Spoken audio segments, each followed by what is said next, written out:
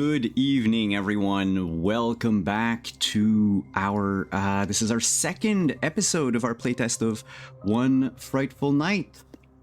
I'm Simon at Wandering DM, and I'll be GMing our game tonight, which, just to remind everyone, is a playtest of a game I've been working on, so if there are any kinks or anything like that, that's entirely normal. That said, before we go back to where we left off with the strange happenings in town, let's just go around the table here, and players, if you want to introduce yourselves and introduce your character. We'll start with the person to my left on the overlay, who I believe was the first person to also introduce themselves or introduce their characters. Tyler, hi. Hello. I think the rule is first to introduce himself, first to die. So not really thrilled Sure. about that. But hello, my name is Tyler Boyce. Pronouns are he, him.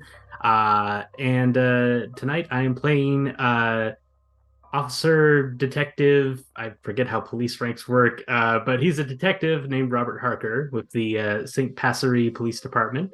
And when I'm not on lovely shows like here on Wandering DM, I am a game designer. And yeah, looking forward to playing another game.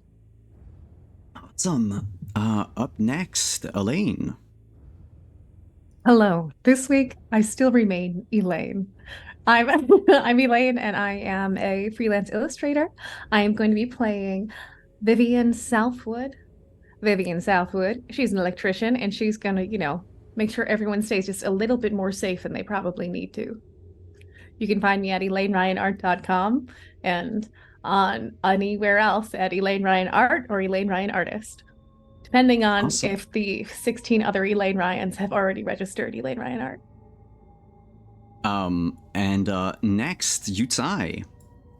Hi, I'm Yutsai. I'll be playing Chad Lee, a moderately successful middle manager who can't wait to get back out of this town and back to his new life, his better life. No time for the past. No time for ghosts. And last but not least, Hannah. I am Hannah. I'm here this week, and I'm playing Jessica Price, former cheerleader, current single mom. Life has hit hard, and now she's just trying to get by and hopefully not die. That would be a good thing.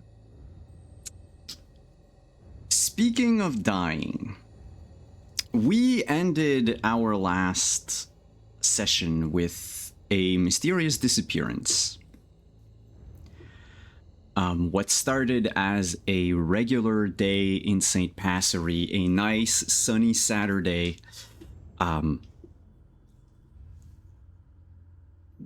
evolved into something chaotic and maybe a bit spooky by the wee hours of the morning. One of your neighbors, or at least, person you knew, teacher, PE teacher Brendan Youth,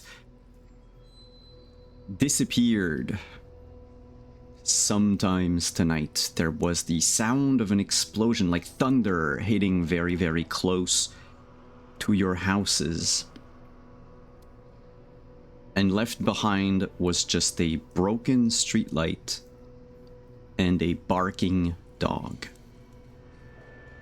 As Vivian went to investigate the streetlight and possibly make sure that no one dies from it falling onto someone,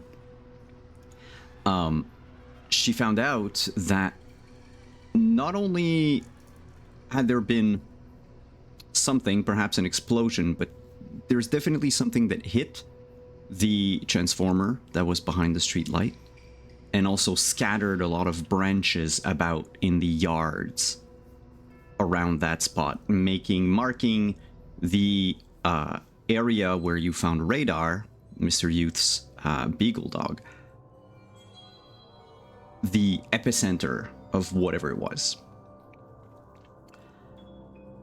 Chad was one of the first ones on the scene, and not knowing too much what to do, I guess, offered coffee to the two other workers, both the police and the electrician, to help them, at least to keep them awake or something. As Robert was investigating the house of Mr. Youth and finding oddities. A turkey carver on the coffee table, all of anything electric in the bathroom had been plugged in on the same wall outlet. It didn't seem like Mr. Youth was going to leave town. No bags were packed, no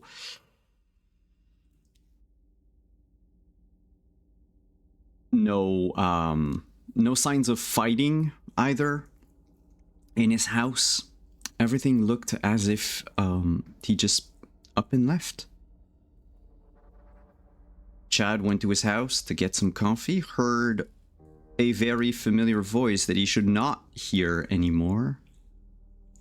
His deceased mother calling out to him, berating him for being late.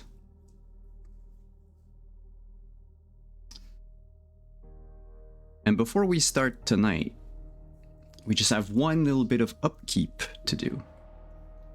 So as we start a new session of the game, all of you players, if you have damaged a point of spirit, you can regain 1 point of damaged spirit. If your spirit is full, but you've damaged an other attribute, you can regain a point of one attribute of your choice. And then for each player around the table, we are going to put in a survival die in the survival pool. There's 4 of you tonight, so that is 7 dice in the pool. I'll remind everyone that I have 3 Doom dice on my end to do whatever I want to with.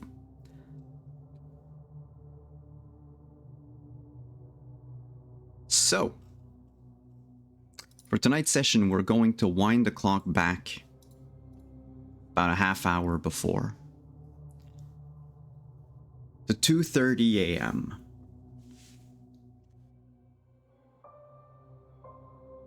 Jessica, what are you up to at 2:30 in the morning? Sleep. Cool. You are immediately thrown awake by the sound, rather close, of an explosion. Okay. The first thing I would do is jump out of bed and go check on my kid.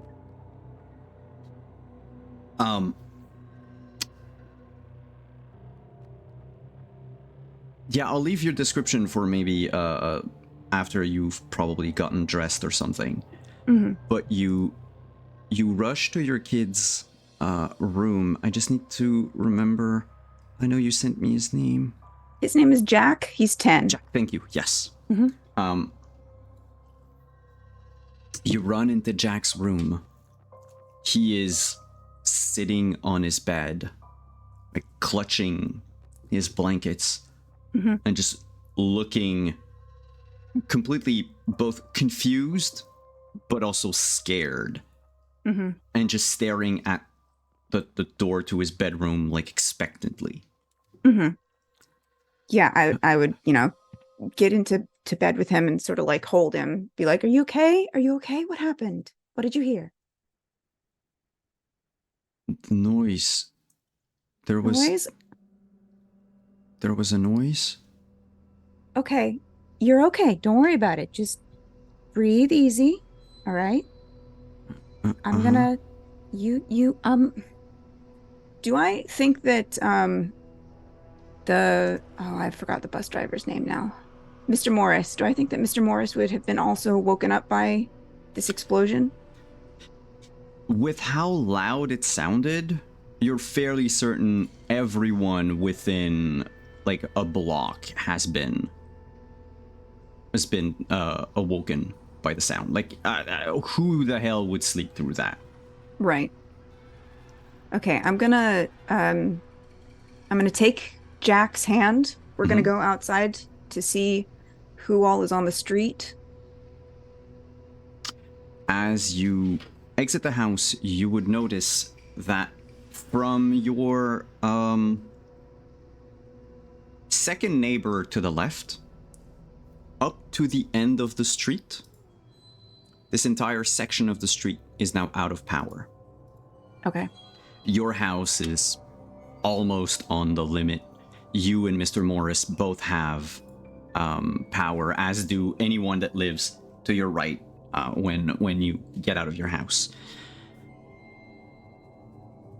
In the dark, you can make out a couple of people just like you getting out of their houses, looking outside, trying to figure out just what the hell happened.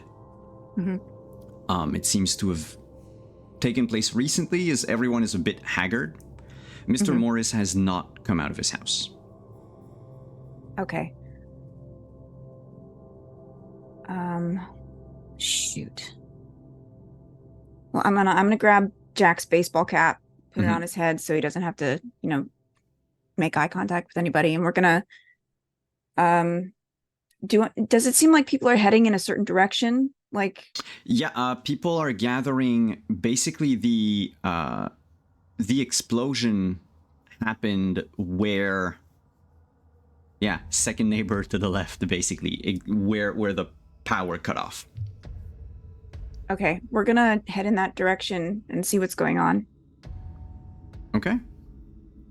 Then, for the sake of this, let's assume that wasn't half an hour ago, or maybe, who knows? I mean, we could do a little more like upkeep, make sure Jack's not gonna have a panic attack or anything before we head out onto the street. You got dressed, and yeah. So that would bring us to basically when everybody else happened on the scene. As you approach the street light, you would see there's a woman on top trying to fix things. And two men have left towards Mr. Youth's house. I believe, Robert, did you come by car? Yeah, I initially came by car, and I think I parked it next to where Chad was with Radar, if I recall. Oh, okay. So where the power cut off, there's also a so it probably would have been next to the street light transformer thing. There is a car that you... Well, Jessica, how long have you lived in St. Passery? All my life. Okay. So you would know this car as the local detective's car. Okay. Like he's the local cop. You've seen him around. He doesn't have a squad car per se. Right. But it's easily recognizable, and he's probably one of the two men going towards Mr. Youth's house. Don't like that. I do feel safer now that the police are here, but at the same time, don't like that they're heading towards Brandon's house. That's his name, right? Yeah, Yep. Brandon.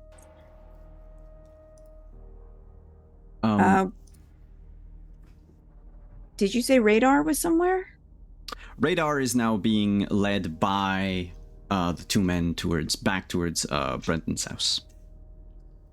Okay.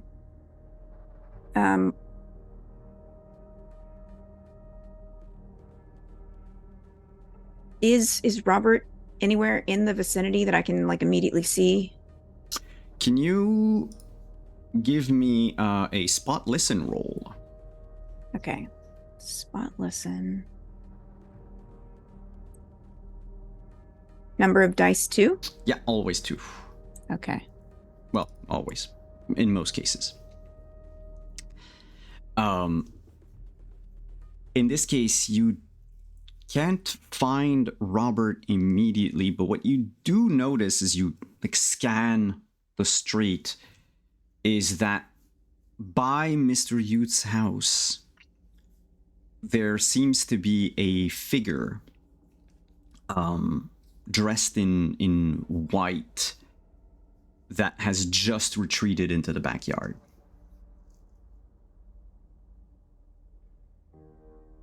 Okay. But other than that, I mean, you recognize some of your neighbors. Most people, now that they see that this is just a mundane, electrical issue, people are going back into their houses. So is that you, Robert? Are you dressed in white? No? Okay. Nope, not me.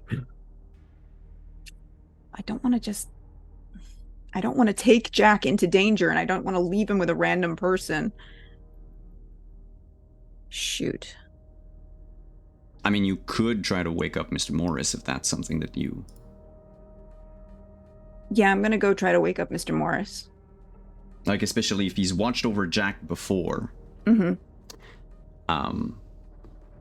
You knock on his door. It takes a couple minutes, like 1 or 2, and a very sleepy Mr. Morris opens the door and just goes, Oh. Hi. Miss Price. Yeah, I'm sorry to wake you up in the middle of the night. Did you not hear that big electrical explosion? Oh, I sleep with earplugs. I'm so sorry. I didn't realize that you wouldn't be awake already. But I hate to ask this. Do you think you could look after Jack for a second? I just want to, something's happening down at Brandon's house, and I just want to make sure he's okay. Yes. He sort of straightens up his bathrobe and tries to seem more awake, and looks at Jack and goes, well, come in, my man. We'll find something to do, right? Go on, buddy. I'll be right back, okay? Okay. Okay. So with that handled, I'm going to go back to the house and, I guess, go into the backyard. See what's going on back there. All right. So, Vivian, you would notice as you're fixing up the streetlight, I don't know if you've met her before, because you've been in St. Passery for a bit. About 5 years, so... Yeah, we would have encountered each other. If you've ever been to the bank, we would have encountered each other. There we go. Yeah. The bank lady. Uh-huh. And she's going straight for Mr. Youth's backyard.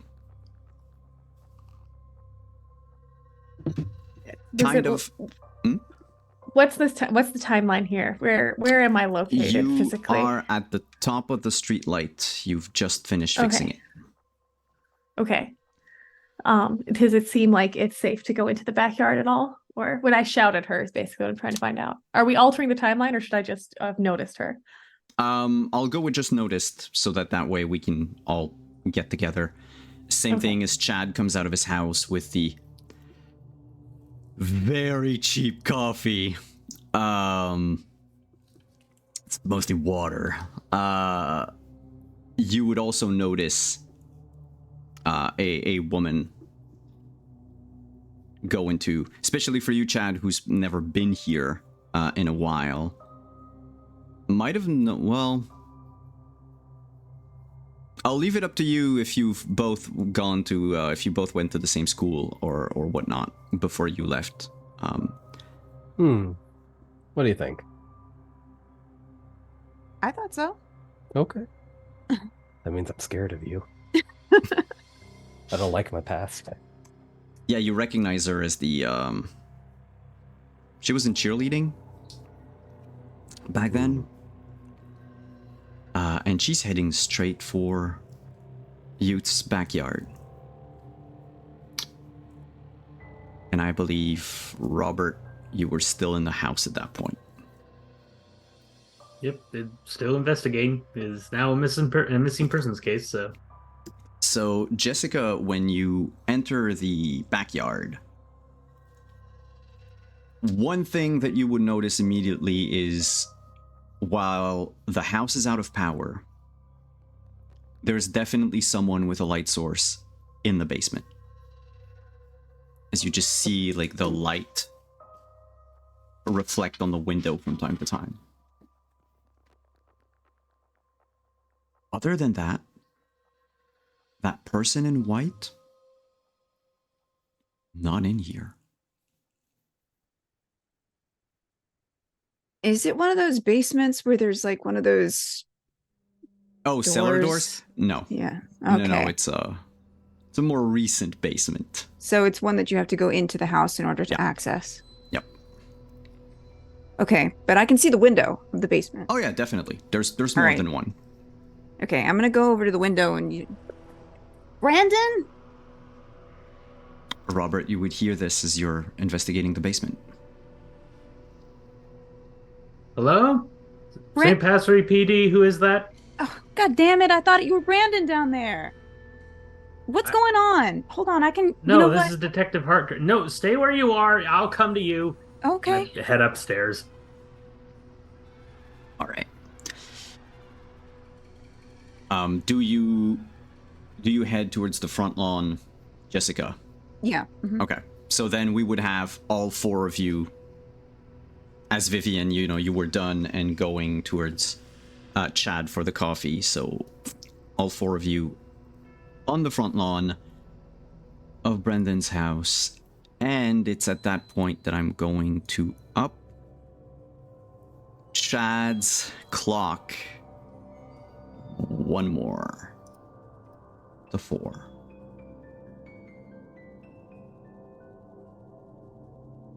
Here's your coffee. Here's your coffee. Evening, Jessica. Evening. Well, thank you kindly. She'll take a Much sip. obliged. Oof. And then It's- she'll it's say, not well, I good. suppose just thank you. All right, so Miss Southwood, there's a bit of an electrical issue in here. I wanted you to take a look at. First of all, Chad, thank you for your help here tonight. And I'm sorry, Miss Price, is it? Price. Jessica Price. What are you Brandon's doing my here? ex-husband. Is something happening? I don't think that usually the police would be called out for an electrical outage. You're the ex-wife. That's right. Sorry. I'm sorry. There's a. Sorry, it's a very late and very long night. So you came to check up on your ex-husband. When was the last time you saw him? It just like yesterday or a couple days ago. It wasn't that long. He sometimes comes over to spend time with Jack and with Radar, the dog. The dog seems to be okay, but is Brandon okay? We went to return his dog Radar, and he's not currently at his residence. So at this point, we're just seeing, maybe Radar got away from him, and he's, still out trying to look for his dog, or, just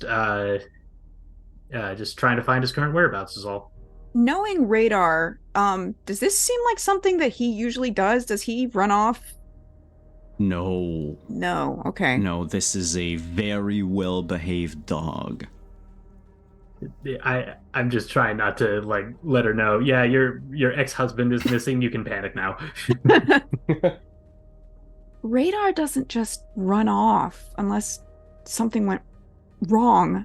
Where did you find him? Well, actually, Chad here was the one who found him. It was just over by the streetlight. Yes. I mean, it was hard to miss him, barking up a storm underneath the, it was fritzing. Sparks looked like it might fall down. Like, I wasn't just going to leave him there. So, got him out of under there. That's really all I know. So this is your ex-husband's dog? Yeah, that's Brandon's dog. Sort of Alright. Jack's therapy dogs, sort of, not exactly, but A that's just so therapy dog. strange. Yeah, Jack's special needs. It's not important. What's important is that he wouldn't just run off. Radar is well behaved. Hmm. Robert, did you leave the door open? Um, I probably would have left the door open. Yeah, yeah, just because, like, someone's arrived on the scene. I was more concerned about, like, who's arrived, who may have contaminated the scene, that sort of thing. Then after repeating Radar's name a few times, he picks up your voice and comes out of the house, running towards Oh, I you, brought Jessica. Radar into the house with me?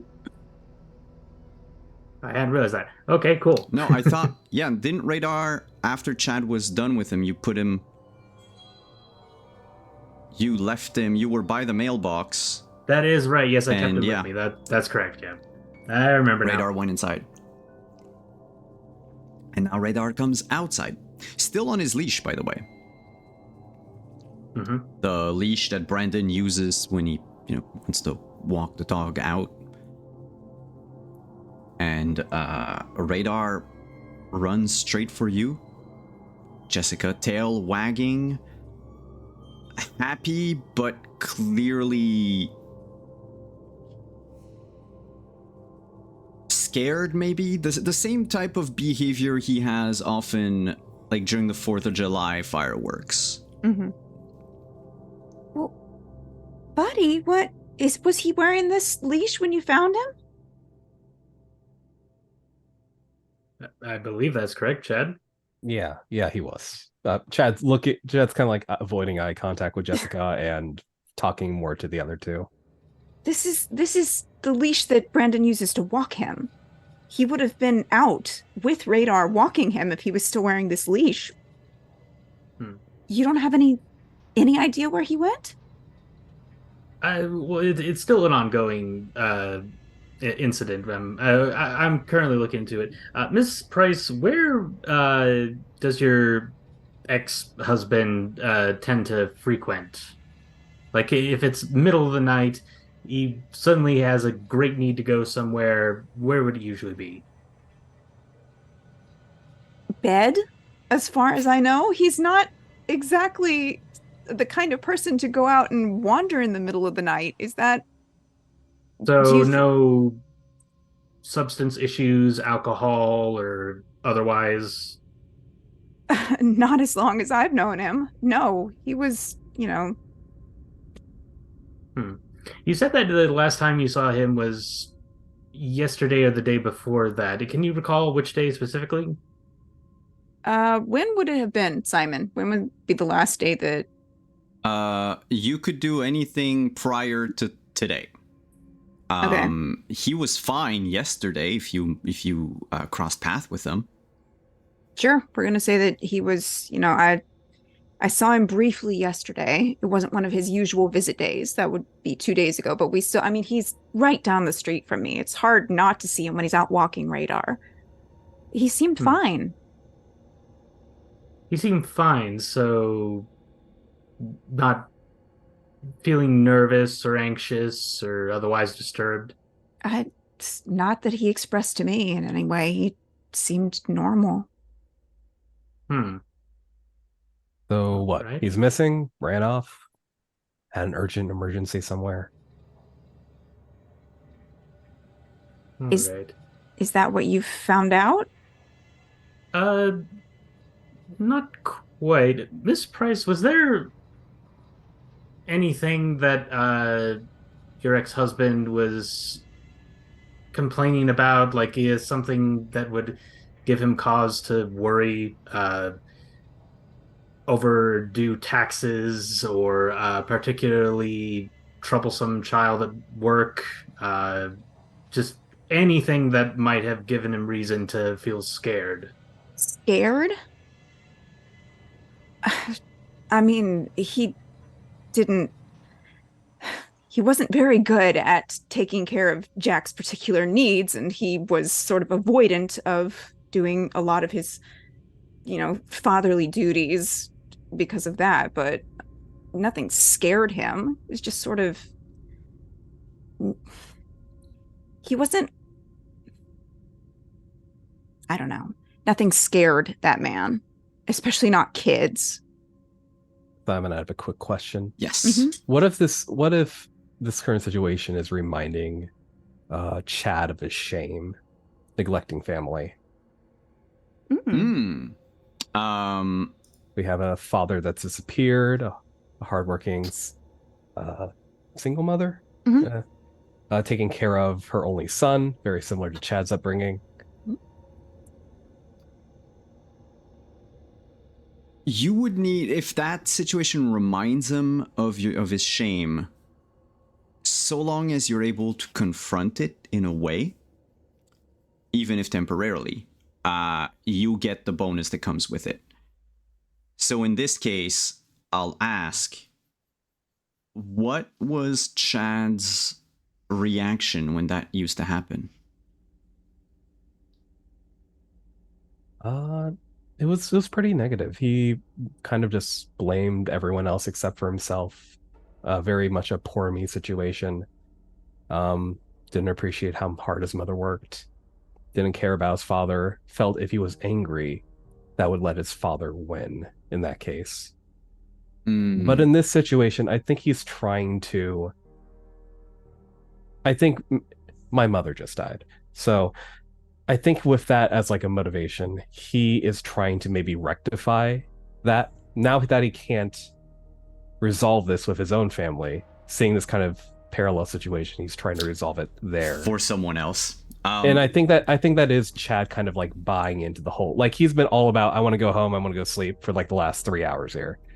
But now I think he's kind of like making a turn and wanting to get more involved, and well, let's make sure the guy's all right. So the kid doesn't have the kid has a father still, the father figure. Let's make sure that Jessica can get home in one piece. So then that would count as confronting your shame. Yeah. So I believe shame was +1 to your next roll. So just note it somewhere. Nice. It's also a great way for me to stop trying to split myself from the party.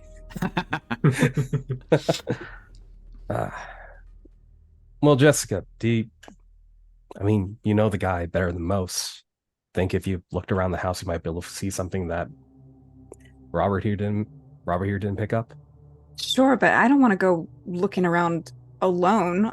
If something happened to him, I mean, what if somebody's still in the house? Robert, Well, didn't you I just tell go you to what, sleep?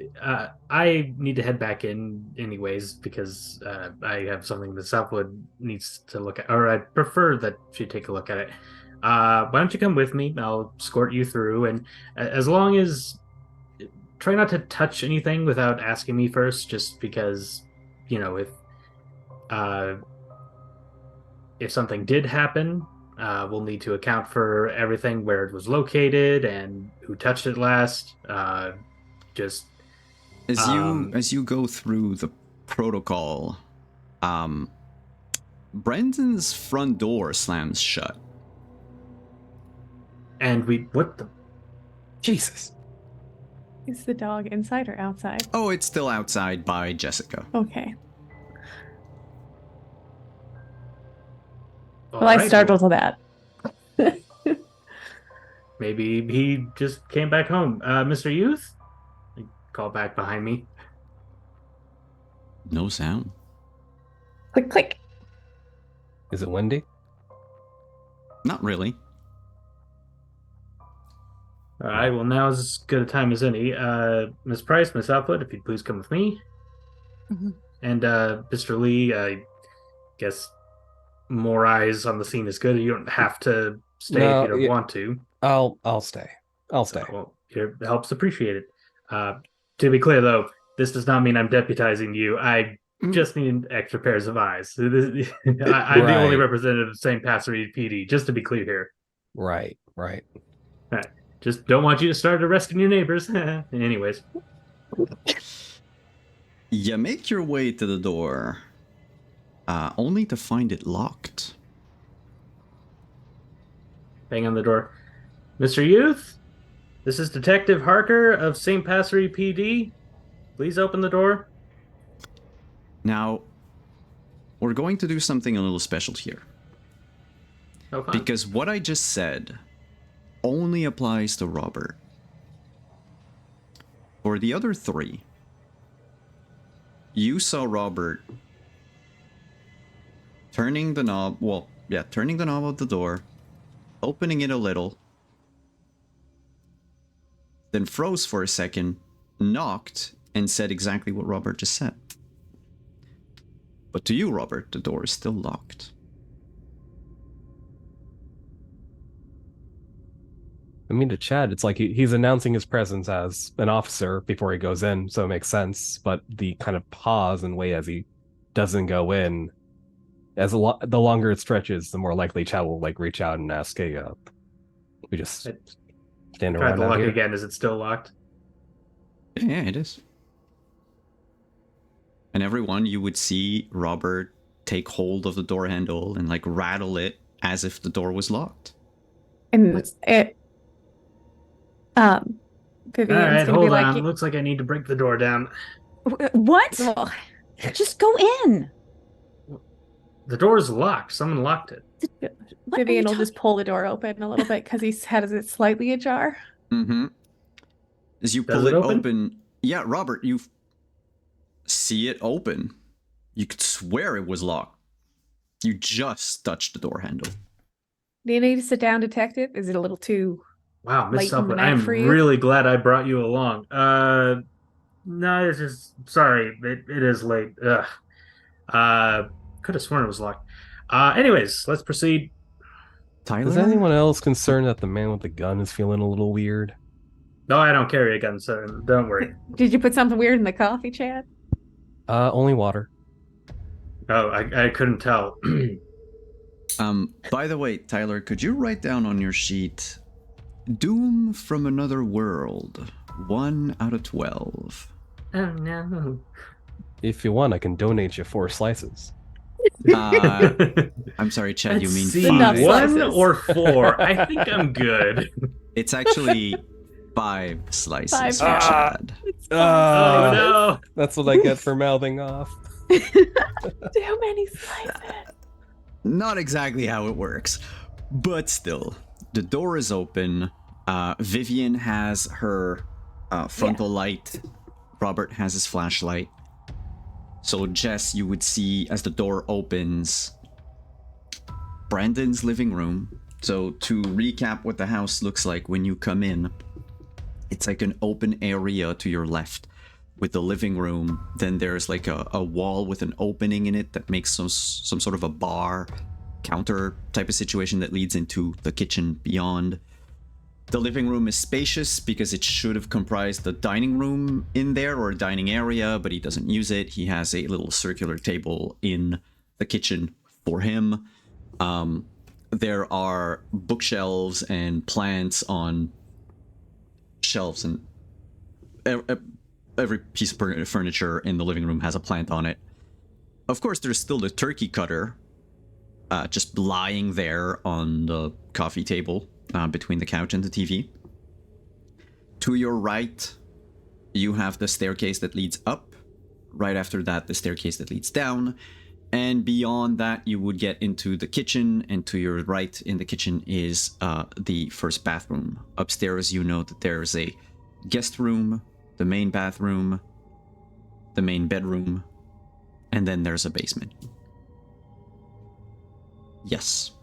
Just for clarity, I want to make sure that my notes are right. I have written down that the turkey carver is stabbed into the coffee table. No, Is it it's just laying, lying down. lying down. Okay. I think everyone thought it was stabbed when I said it the first time.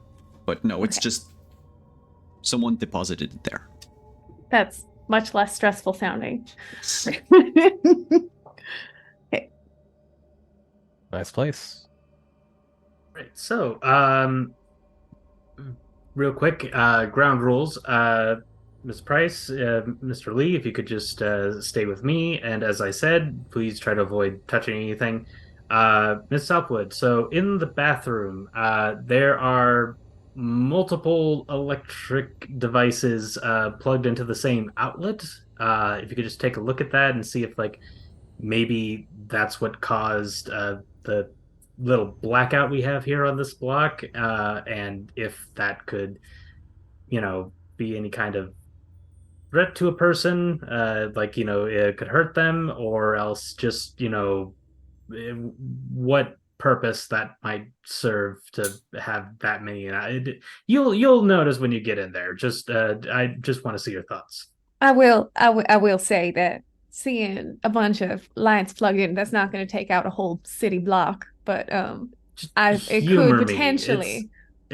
Out of all the things I've seen in this house so far, it's the one thing that stands out. So I'm just curious what the actual electrical effect of it might be, I or mean, why someone might do that. I'll double check and see if he's blowing any fuses as well in the fuse box, wherever Appreciate that it. is Thanks. located. And Miss Price, are you aware of where the fuse box is located in here as well? Oh, sure. That would be in the basement. All right, we'll check that. I might ask for your assistance on that one. Make sure we check it out, see what's going on and down there, and see if it's Sure. all fried or not. Mhm. It seems very odd to have everything all plugged in, and so I'll walk into the bathroom and check out the All right, so you head upstairs. smorgasbord of cords. Cool. Vivian goes upstairs. What about the other three? I will say, Robert, I don't think you're bad at your job, because Chad's been seeing and hearing weird things all night too, Mm-hmm. and he's a little more on edge. I'm just gonna, in case there is a guy hiding in here who maybe hopped up on drugs, not saying it's your ex, I'm gonna go, just make sure Vivian's not alone. Well, shoot, Chad, that's real sweet of you. Oh wait, you can't hear me, be kind. Also, it might not be for purely kind reasons. I may be snooping. But I'm gonna follow after Vivian upstairs. Okay, cool. And And Robert then, and Ms. Jessica. Price, if you could just take a look around, and if you notice anything out of place, just point it out to me, and just let me know, where your ex-husband usually keeps it, or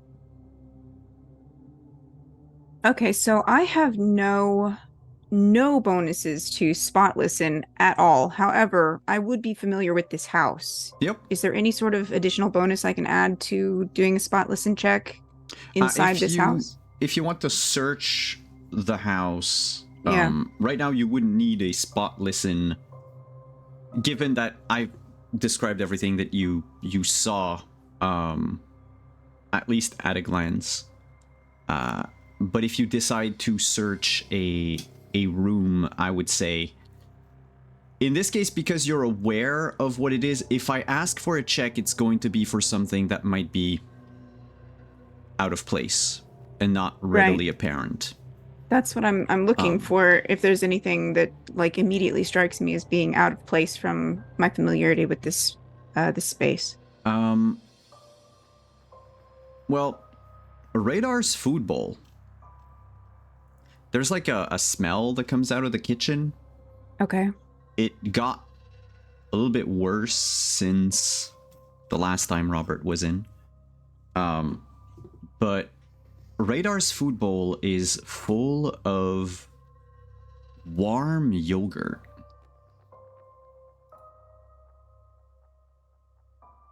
Warm? Yeah, that, because it was probably dropped in few hours before. Yeah, that's what I'm saying, is that like wasn't this electrical issue half an hour ago? Oh yeah. So if the yogurt was dropped in there, it would still be cold unless it was dropped in before the whole thing. Okay. That's weird. That's not supposed to be there. He does not feed that dog yogurt. Yeah, that's a fair assumption, unless. Well, I assume he's had this dog for a while. Yeah. Yeah. Is someone not taking good care of you, Radar? And I'm just like petting the dog. as you keep searching the kitchen, Jessica, Mhm. you would notice that in his cupboard, everything's been replaced with dog food. What about the fridge? Dog food.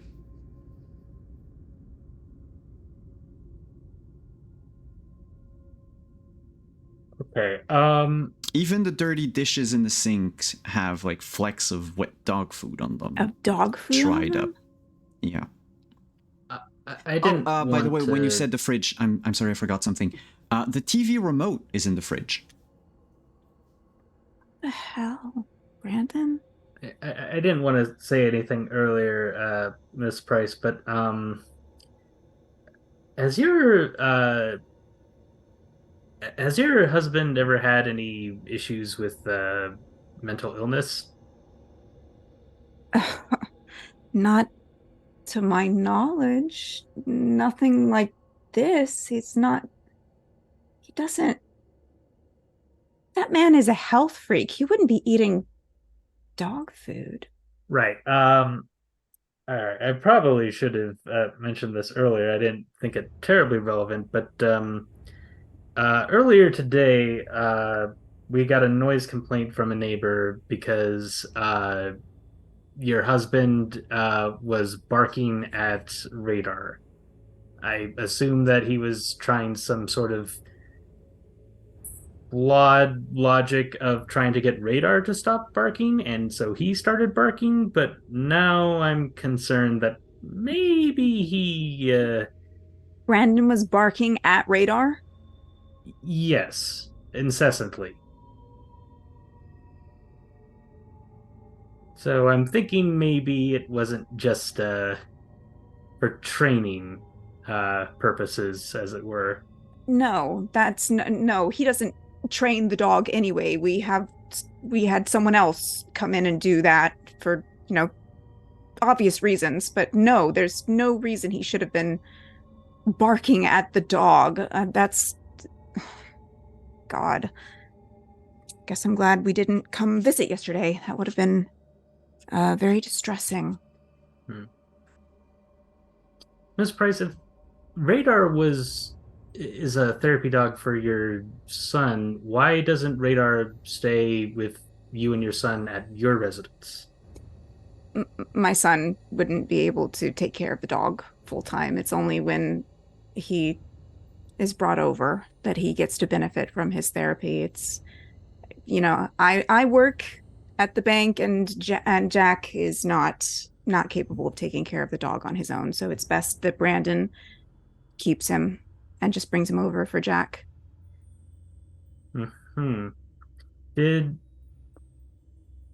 Mr. Youth ever show any resentment that in addition to having to share custody of his child, he was now having to take care of his child's dog on his That's behalf? a good question. DM, is that Mm-hmm. how did he feel about taking care of Radar for Jack? Brandon loved Radar. Okay. He had no problem with the dog. He loved the dog. I don't think he would have let us have the dog to keep at our place, even if we'd wanted to have the dog full time. Like it worked out that he kept the dog and brought him over as opposed to having to come over to visit the dog. Miss Price, have there been any recent issues with your son? Sorry, it was Jack? Jack. Jack. Any recent incidents or upsetting behavior? Nothing outside of the ordinary. Jack is he keeps to a schedule for the most part. He will usually just stay at home or go over to Mr. Morris's house or go to the arcade. He's very, very interested in the arcade games, so he can usually just stay there for hours at a time and be fully entertained. I haven't heard any reports of anyone saying that there's been any new or distressing behavior on his part. He's not a troublemaker, really. Now, dear chronicler, have there been is there any way to do like kind of an insight check? Like, are there any inconsistencies with their story that like I would pick up on? Sure. I mean, you can. Let's go with concentration. Try to focus on what she says.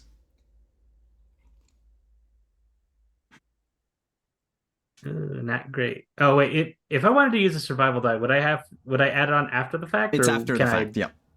Okay, cool. I will use a survival die gladly. All right. You roll a d10 and you add it to what you have.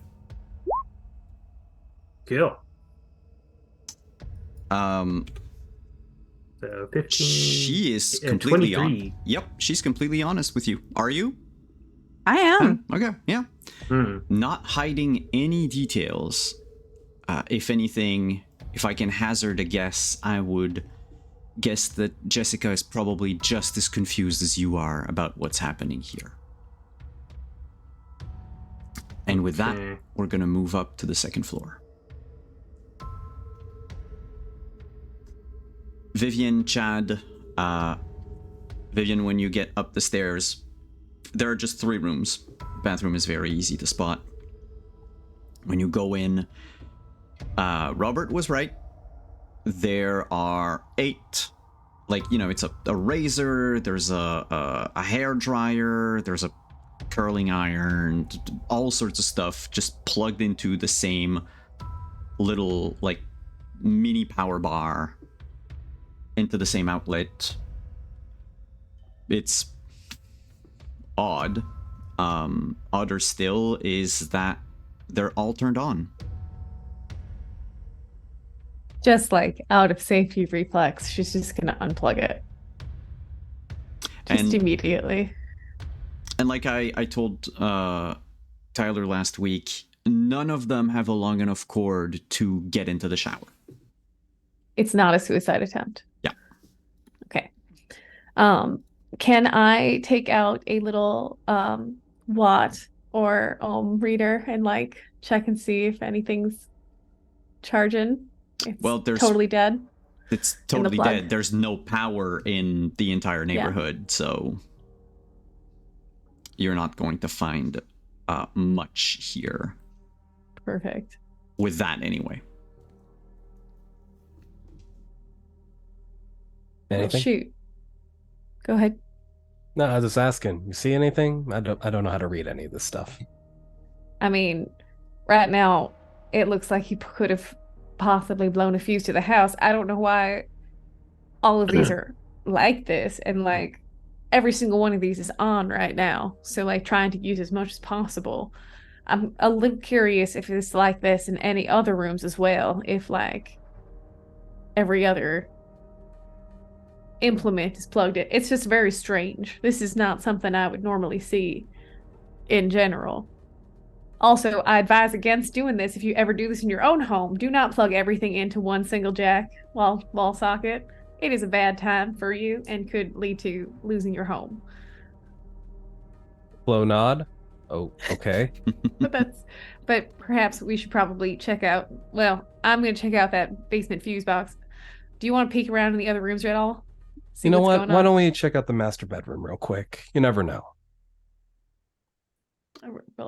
Anything in particular you want to look into? There's a looking for secrets. Yeah. Then Chet is very familiar with people hiding things and finding those hidden things to use against them. I'm just generically nosy. Let's go and make a spot check. Right. I do have support him. No, just kidding. Yes, yes. No, but if Vivian is helping, you do get something out of the help that she provides. If both of you are doing something at the same time, and that goes for anyone in this in today's session and any other session, if the person is at least amateur in that skill level, you can roll. So the helper rolls a d10, and the person making the skill check can decide to swap one of their d10s with the one of the helper. Ooh, if the helper does not have any rank, then it's just a +1. Well, let me describe what I'm... So, Chad's not telling you. He's looking for things like drugs or weapons or things that might be like illegal. But that is what he's doing. He's like checking false bombs in drawers. He's looking under the bed. Very much because he knows that this is a rare moment where he's away from Robert, who is technically still police. And if he finds something first, then that means he can decide to get rid of it. So if they do find the X, Jessica's son won't lose his father for a long time. That's kind of like Chad thinks that he might have like overdosed on something weird, but he might have like a pill box or something that he can find and chuck. So if everything's okay, no harm, no foul, sure, hit a utility pole, but people have bad days. So that he is just like, he is very much searching the room, but he's not like telling you he's looking for illegal stuff. So if you want to help with that, Robert is very bad at his job. I will totally help with that, but misunderstand what you're doing and think that you're just kind of being pokey. I am amateur in spot and listen, and I do have the +1 from kind of standing up to my shame. Is Vivian? I am not. I ain't got nope. Nothing. So if you haven't gotten anything, then that's just a +1. So basically, Chad would be a spot listen roll at +2. Cool. And also, if you don't make it, please use a survival dice so that he has fewer doom dice in the future. I'm at 13 currently, so I think I will use a survival dice. All right. Give me that roll. Yeah, that works. Please go through the survival pool. Don't say it like that. So, first things first, can both Chad... Chad, your clock is on the overlay, so it's going to appear, but Robert downstairs, can you increase your clock to 2? No. I mean, I can, but no. And Chad, you scour the bedroom, trying to find anything. The only... Well, I'll put it in quote, compromising piece of evidence that you find is hidden in his underwear jar. And it is a hidden stash of gay porn magazine. Someone's exploring his sexuality. Not illegal, though. No. His closet has nothing special in it, or at least illegal or out of the ordinary. His bedroom is very well maintained, as opposed to the mess that was the bathroom. It's like 2 different people live here. Or something. I'm going to start putting everything back to the way I found it, as best I can. Well, there goes my theory that he's been overdosing on something and ran off into the woods somewhere. We could be extra particular and ask Jessica if the house remains the way she left it when she left him. Maybe he just doesn't like using this room. There's a second room up here. Gosh, I haven't talked to Jessica in years. I didn't even know she got married. You two familiar with each other? Yeah, no, I grew up in this town. Oh shoot! I had no idea. Yeah, well, I don't recognize you, so I'm assuming you moved in after. For what reason? I can't fathom. But affordable living. Well, also developments happening all around the area. Like, it's an easy place to commute. I liked the people at the bar. It was nice. I wouldn't call this place living. Kind of hobbling along. Oh, did you come? Are you big city boy? Just. Yeah. I moved to the city. Had to come back for a bit, but after tonight, I think it's a good idea for me to go back. Just one more night. Well, despite the fact that you're not super fond of it here, it has been nice to meet you. But also, do you want to peek in that other room? with me, like maybe we could just go look in some drawers, see what's going on, see if it's similar state of disarray, if there's any electronic things that need to be peeked around over there. You know what? You do have that small town nosiness about you. I'll give you that. You fit right in. Well, thanks. All right, let's go take a peek see before Robert figures out what we're up to. I'm gonna keep the same result you had for your spot check from earlier. As you exit the master bedroom to go around basically the staircase and into the guest bedroom. You have to move by the door to the bathroom. And out of the corner of your eye, Chad, you notice two things. For a split second, there was a man standing in the shower. And the mirror is completely fogged up and something's written on it. It's hard to make out without a light, as Vivian basically didn't notice it and moved right past it. So it was really in a brief, flash that you saw those things. I kind of do a double take as I grab the door frame and pull my head into view to look. Do I hear water running? Do I see someone in the shower? Is the mirror still fogged up? The mirror is still fogged up, but there is no one in the shower. I peek over his shoulder because I am nosy. On the And he mirror, stopped. I don't know why. on the mirror is written, "Don't look back." Don't look back. Do you think he's taken the separation rather hard? She is pretty. Just to clarify, because something similar has happened, can Vivian see the foggy mirror? Oh yeah. Okay. Not just like an in my head thing. No, it's not an in your head thing. I will, well, of course you won't know, but out of game I will say it when someone has a vision. Gotcha. That wasn't there before.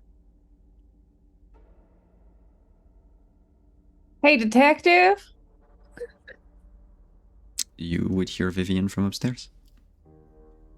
Yes. I don't know how to explain what we've stumbled upon. Okay. Just a second, Ms. Price, if you'll come with me. Yeah, It's absolutely. not. It shouldn't be something that alarms you, Miss Price. You're more welcome to come on up. I move into the bathroom proper and I reach up my hand to the shower head to see if it's wet with hot water. There are some tiny puddles of water at the bottom of the shower. Probably, most of it has evaporated, but someone must have taken their shower here maybe an hour ago or something like that. But the shower head is neither hot nor cold and is not wet either, not dripping with water. I should mention, the person you saw in the shower out of the corner of your eye seemed to be a guy dressed in white waving at you. Just doing that motion.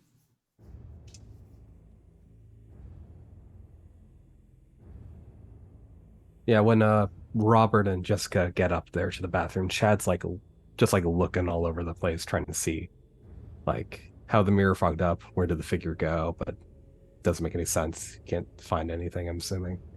To be clear, when I first looked through here and first investigated the bathroom, it wasn't fogged up. That message wasn't written there, right? Nope, that is the first time. When they were in the bathroom 5 minutes ago, there was none of that. Okay, so I look in there and see that. Now, Miss Southwood, Mr. Lee, you are aware that tampering with an ongoing crime scene is 3 to 9 months minimum in prison, and that's not even including the fine. Pull your heels, Robert. We didn't do anything. That was not there originally. Someone wrote that since they came up here. And that is why we called you up. Well, I cannot explain this, but I was hoping you could enlighten on the situation, on why maybe this is fogging up over here. There were only 2 people up here since you 2 went up here. Why would I call you up if I was incriminating myself? Right, because I have better things to Because do in my night to mess with the only officer who seems to be on duty and writing random messages on some mirror. Because I want to go to jail so I can spend more of my time in this shithole town. can I do concentration check on both of them just to see like if they're messing with me? I would say without a concentration check, uh, just by pure logic, you can't fog up a mirror without hot water running. You never heard the shower even once. And to fog up the entire mirror and that it stays fogged up even by the time you're upstairs, they would have had to run a very hot shower for a lengthy amount of time.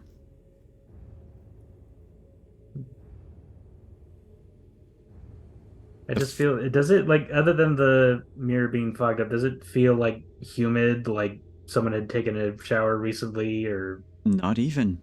And the fog is beginning to recede. Before the fog recedes, Chronicler, is this Brandon's handwriting? Yes. Ooh. Well, That I is mean, Brandon's handwriting. yeah, if he wrote with a finger, yes. Mm-hmm. Look, I don't know how it fogged up, but I just saw a guy in here. All right? Gave me a wave. I freaked out a little bit. Did a double take. No guy. Still weird message on the mirror. does this bathroom have like a window to the outside or is it just like completely closed off like interior? No, I'll say there's a window to the outside. It is, like behind the toilet. It's a smaller window, frosted. You can still open it. There's a little arm to... Yeah, I'll try to open it. Could a person theoretically fit through this window? Not an adult. Okay. Okay, unless they're maybe like a contortionist. If they got hacked The into window small itself pieces. is maybe like, I don't know, like a foot wide by about like 2 feet high. I mean, yes, someone could. You're also on a second floor. It is possible, but it is stretching plausibility. I'm just gonna shine my light out and see if I can see anything out the window. Chronicler, just because I like keeping an eye on my pentagram. That's what good. if the situation reminds me of a regret? Oh shit, what is it? There was a time in Chad's past where he thought he had found people he could trust, and they ended up. Betray is a strong word. They were kids, but he felt betrayed. He felt like his safe place was gone. And here comes Robert, big old mean Robert, accusing him of tampering with the crime scene, pointing the finger, threatening him with 3 months of jail time. You did tamper with the crime scene, though. You don't know that. You don't know. I don't, but still. Not the It bathroom scene, anyway. Yeah. It does kind of play into Chad's, like, it's a self-fulfilling prophecy. He does bad things to get ahead. And then when people like blame him, he feels still like a victim. It's kind of a self-justification thing. Yeah, so I think Chad is regretting trying to be better and trying to help out because this kind of reminds him that he's back in that situation where, okay, I tried to do the right thing and now the finger's being pointed at me. You would need to... In order to get that bonus, I would say you would need to... To right the wrong? Try to prove your innocence. Oh, I thought, for me, I thought it was just going to like, okay, I trusted you. I'm done. I'm going home. Oh, yeah, because your regret is having trusted people that turned their back on you. Yes. So I'm going to do the best horror movie decision and leave by myself. I would say yes then.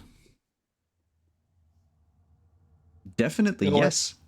You know what? You're right. I'm not a deputy. I don't need to be here. I'm going home. Good luck with your search or whatever. If you need me, I'll probably still be up packing. Well, wait, you didn't do. Wait, hold on. Where are you going? I'll see you next time I'm in town, Jessica. If I'm lucky, that's never. God damn it. And he just like starts storming down the staircase. Mm-hmm. Hold on a second, Mr. Lee.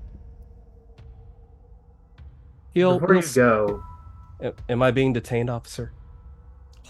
just one question, and then you're free Am I to go. allowed to leave, officer? Just one question. One question. You recently returned back to St. Passery, yes? That is correct.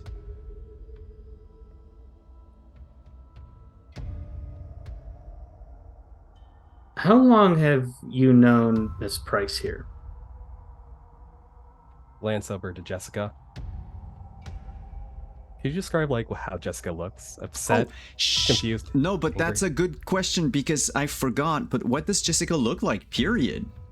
Oh, Jessica's like 5'7", slim, hourglass figure. She's wearing mom jeans. She's got on like a hoodie. She just woke up in the middle of the night. She tossed on what she could. So her hair's kind of disheveled, but it's still like very clearly looked after. Long blonde hair thrown up into like a messy bun. She's, she looks like someone who was clearly very pretty when she was younger, but now she looks very tired and very annoyed because, her ex-husband, she's just learned, has vanished off the face of the earth mysteriously. And one of the people who was supposed to be helping is throwing a little bitch fit and going home. So exactly what it is.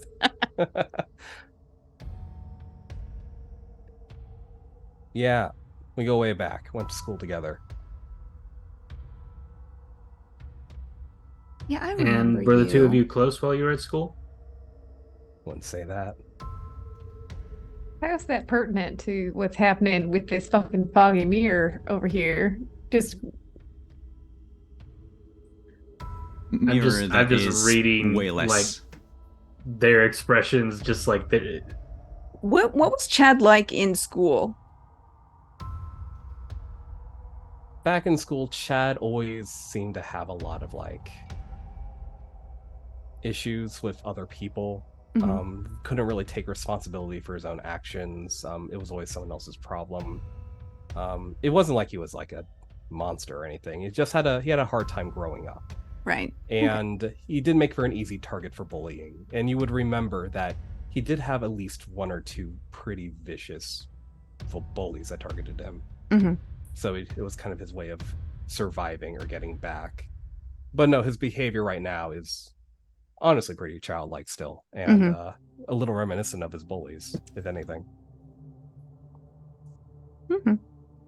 Well, I got you 2 questions for your trouble, officer. So if I'm free to go and I'm not being detained or I'm not under arrest, I'm just going to go home. No, you're free to go because there's nothing here that'll benefit you in any way. So why should you stick around and help?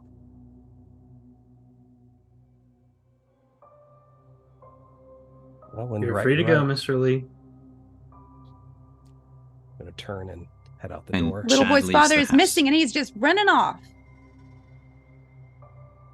Her words echo Always been. across the staircase as you storm out of the house. That's Would notice Chad across the street where you live, a couple of houses over. There seems to be a light in your living room. Someone sweeping with a flashlight. Or at least that's what it looks like. That's what I see in my Yep. mother's house. Yep, in your mom's I think house. he's still feeling pretty heated, so he's just going directly there, open up the front door and confront whoever's in his place. Cool.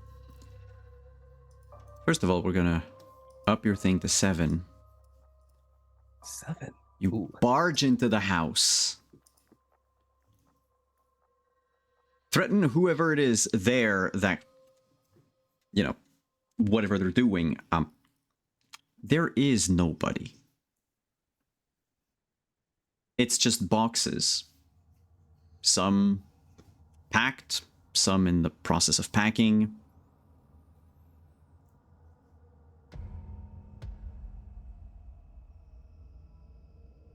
No one has moved anything. No one is in here. No lights. No lights. No power. Chad will do a quick like sweep of the house, just like making sure no one's hiding somewhere.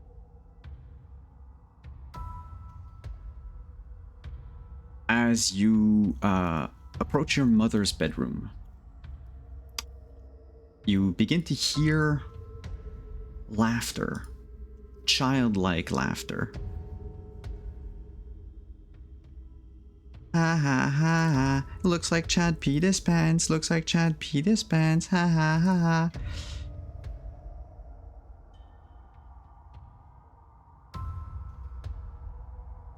They giggle. The sound just disappears. I think there's a cold sweat, and I open the door to my mother's bedroom. It's empty. But split second corner of the corner of your eye in the window. Fairly certain you saw that person who waved at you.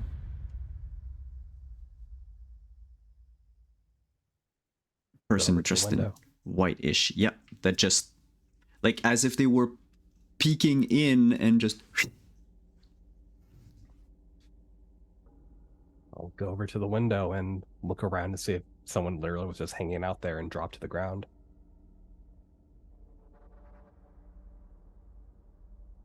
Can you give me another spot listen?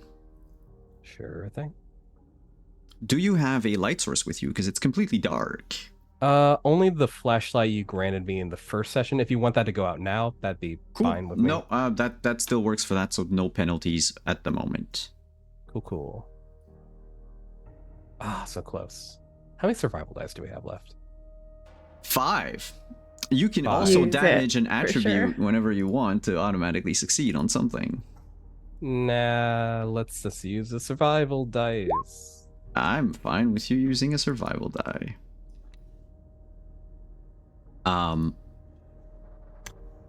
There is no one, but there is something on the ground. There's like an indentation in the ground. Sorry, the ground outside or the ground in the Outside. in the window? Okay. Like outside right by the window. You can see it because it is pronounced. It's about the size of a paint bucket. You know those like tin paint bucket you can get at like home hardware and all that? And it's like the groove is deep enough that just looking with your flashlight, you notice that something had like sunk. What's going on around here?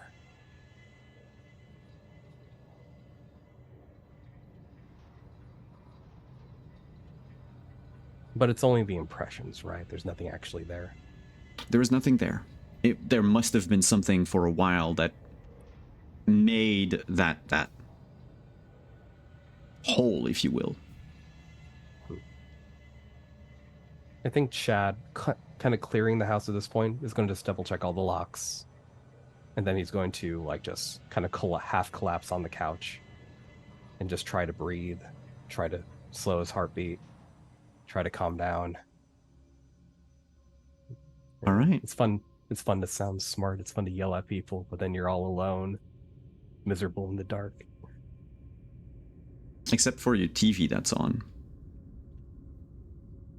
Or at least your TV turns on. As you're, thinking about what just happened. It's on mute. There's no sound coming out of it. Just images. It's an old, way old TV show. Something you probably have never watched before. It's in black and white. Seems to date back from like the 50s. Right now is a kid walking a dog outside, waving at neighbors, and then you have like other like adult. It cuts to other adult characters talking. None of the lights, by the way, in your place have come back on. Which, yeah, I was about to say, like, I look around, has the power come back on? And Power did not come back.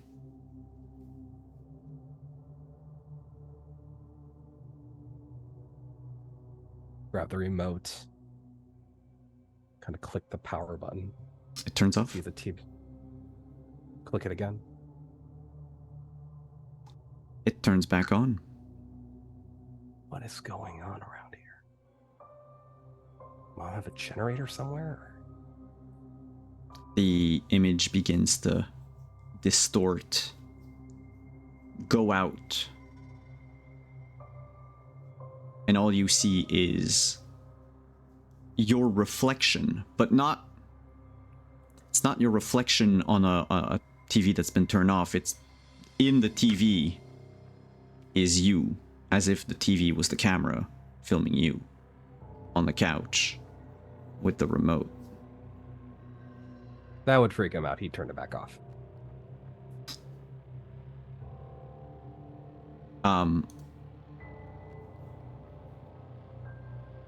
As you turn it back off, or just before, because I forgot to add that to the... There was something behind you on the TV. Oh, I think that takes priority. he would. Wait.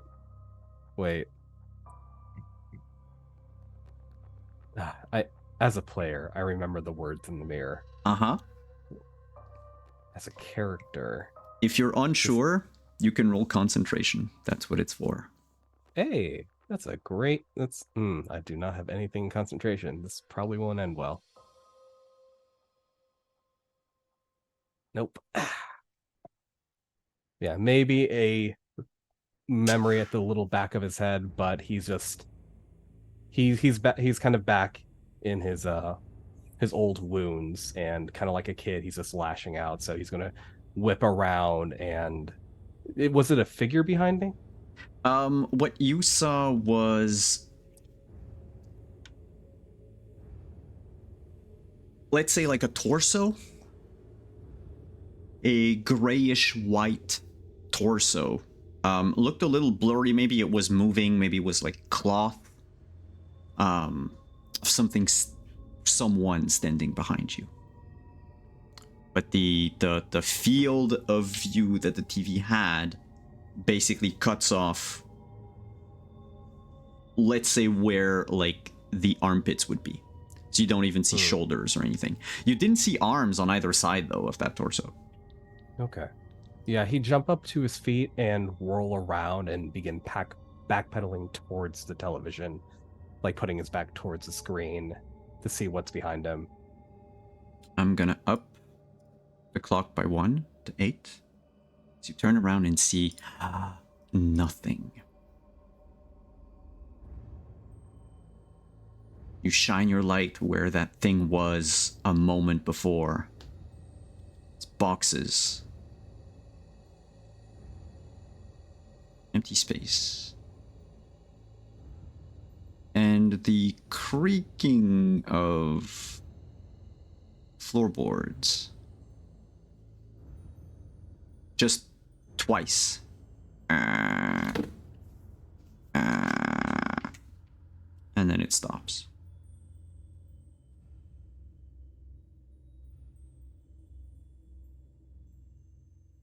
At this time, go ahead. Yeah, at this time, Chad's sufficiently freaked out that he would just... He doesn't feel safe in the house. He doesn't feel safe outside. And he just had a major falling out with the other three. And his pride's a little too high still, even with all this freaky stuff, that he's not going to go back immediately. So he would then grab his like immediate belongings Mm-hmm. and try and attempt, or his what he wants to do is go to his car and not necessarily leave, but just like go for a drive, just like put some walls around him that he feels safe around, leave the immediate area, and just like maybe do a few laps. Like drive around town, come back later. Yeah, you get in your car, start your car, with no destination in mind. You just leave that neighborhood behind and just drive. Do you listen to the radio? I don't think he would. All right, you're driving in silence out of town. We're going to take a quick break on that, and we're going to come back at Mr. Brendan Youth's house to see what's been going on. Stick around, everyone. We'll be back in like 5 to 10 minutes.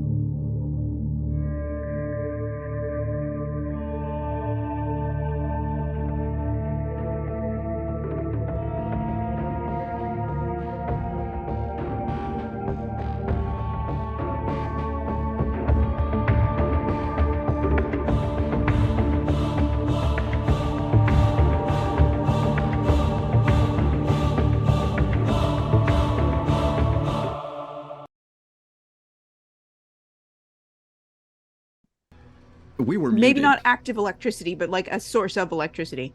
No. No, okay. Then never mind. Oh.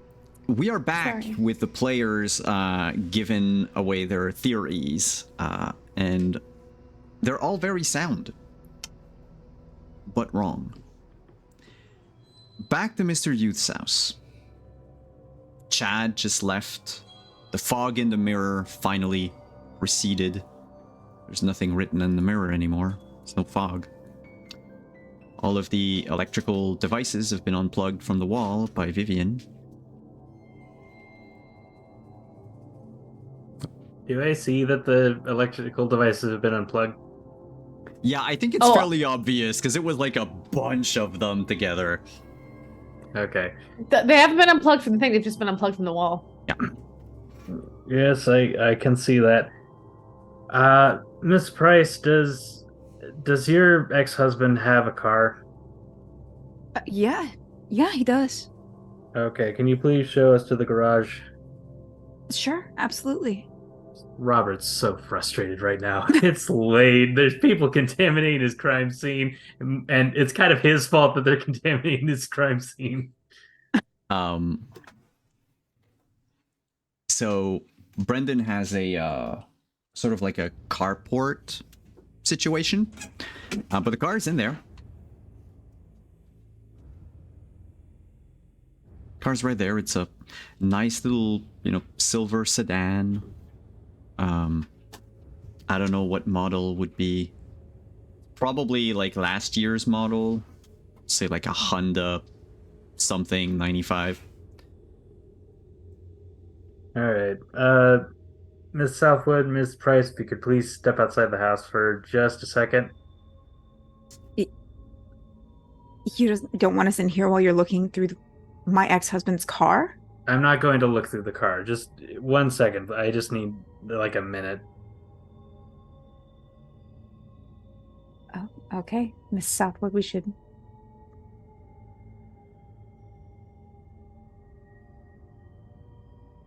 You exit the house? Sure. Very suspiciously, we exit the house. All right.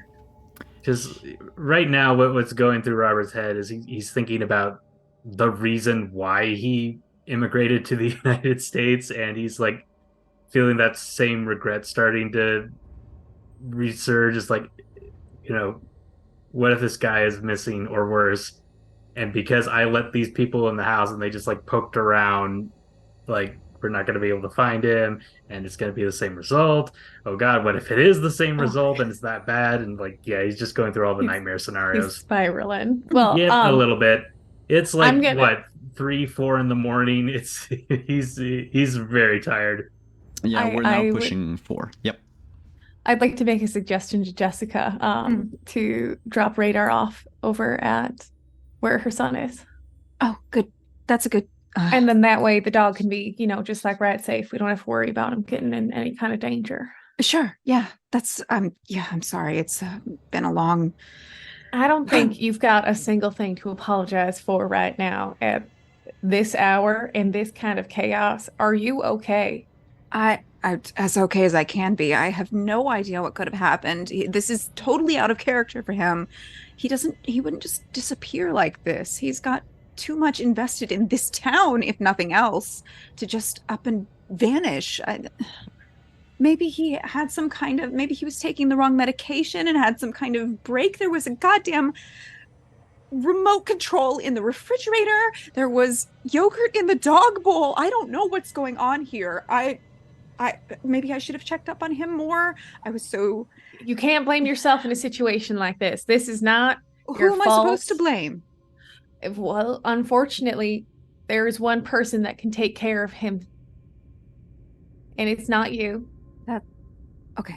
You're right. We should take the dog over to Mr. Morris, let him hold on to him for a little bit, and What? Yeah, we'll take the dog over there. I will walk with you over there. Okay. I'm thinking the city has not arrived yet.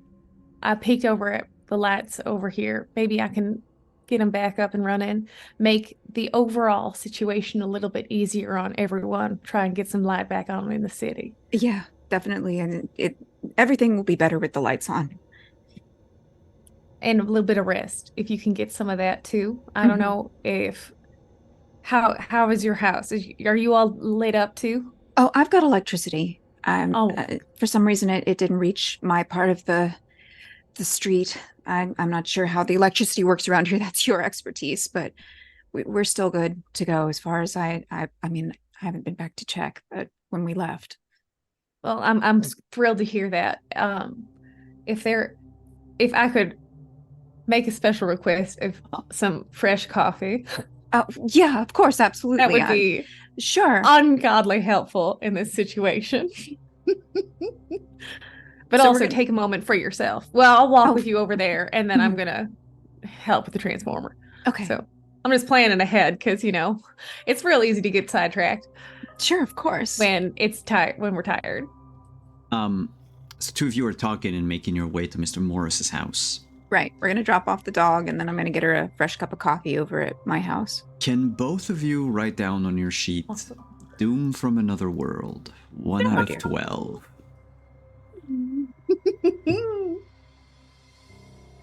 Getting to us. It's getting to us all. Well, we left the scene, And but we're protecting the dog. for Robert and Chad, your clocks also go up by 1. Chad at 9 out of 12. Rip. Girl be fine. Get a free ice cream at 12, right? Yeah, that's what it is. I scared you enough at 12. I give you something like, the carrot after the stick or something. You knock at Mr. Morris's door. He opens. He's awake. Better dressed than before. He's got his cardigan over his shirt, a brightly colored striped shirt with like thin stripes. You can see in his living room, Jack is playing on Mr. Morris's old Nintendo. Like an Atari or something? Yeah. No, he's got a Nintendo. He's like playing like a Mario Brother, like the first one. And you drop off radar. Vivian, you would notice that Jack is playing, albeit an 8-bit version of that same level. You know the construction site level that you were playing in earlier today? Yep, he's playing through that same construction site level. I'm going to a little bit quickly reach out and touch Jessica's arm and point at the TV, and I'm going to ask, what does it look like he's playing up there right now? Like, what does that scene look like to you? I don't know anything about video games. It's just one of his. Does that look like a construction site to you? To Jessica, he's in the underwater level. A construction? No, it looks like he's in. He's underwater. I don't know anything about Mario. If that's where they do their construction, then So cute. I'm so sorry. Oh well. I should probably sit down. Does it? Okay. It does not. Something's. Oh, eventually Maybe. he gets out of that level. You can see him like continuing playing, kind of like what you did. Yeah. Mr. Morris At goes, all. Miss, are you all right? You know, Look like you've seen a ghost.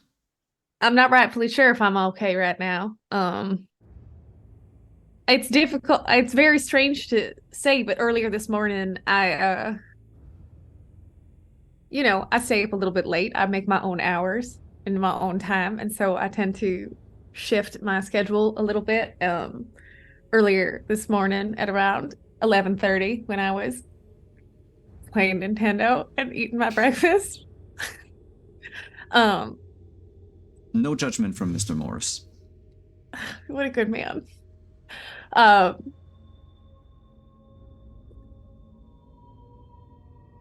it makes me sound a little nuts. So but I'll be straight and honest with you. It taught like what I was playing on talked back at me this morning. Like just it was a very strange occurrence, and then it was over. But like it just happened again, and it's just one of those things where I need to like set up a doctor's appointment. I'm a little bit worried about myself, and now I've gotten shocked a few times, but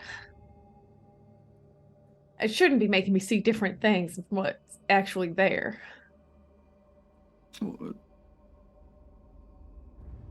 How sleep deprived are you? If you want, I can whip you up something hot if that can help. I guess. I mean, I'm not going to turn it down. I live basically on Fruity Pebbles and coffee, so. A fine diet. Mr. Morris is so goofy. He's going to. You can see him walk to his kitchen, leaving the two of you. Jessica, are you holding radar in your arms, or? I assumed that I had released the dog into Mr. Morris's house to go sit next to Jack. He will definitely cuddle up next to Jack. Mm-hmm. As Mr. Morris is, making whatever he's making in the kitchen, Jack would pause the game after a few seconds of having radar next to him. Get up, walk up to you. I would like to know, Vivian and Jessica, are you still waiting on like the porch? If you come inside the house? I think we went a little bit inside. I mean, like. Okay. Well, we went in at least far enough to see what he was playing on the TV screen. So we're like in the foyer. The foyer, yeah. Yeah, basically, yeah. So, yeah, Jack walks up to you and goes, so is everything... Oh, buddy. Would there be a more noise, or... Oh, no, honey. It's the noise was just there was a something blue in the electrical, and Miss Southwood is getting it fixed up, okay? That's right.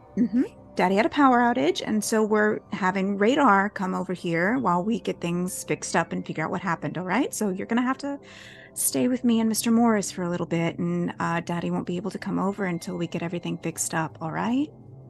Okay. I thought the people in white were coming to fix the power light. The people in white? She looks to Vivian. Is that your now, company? What do you mean by that, sweetie? He sort of looks down at his feet.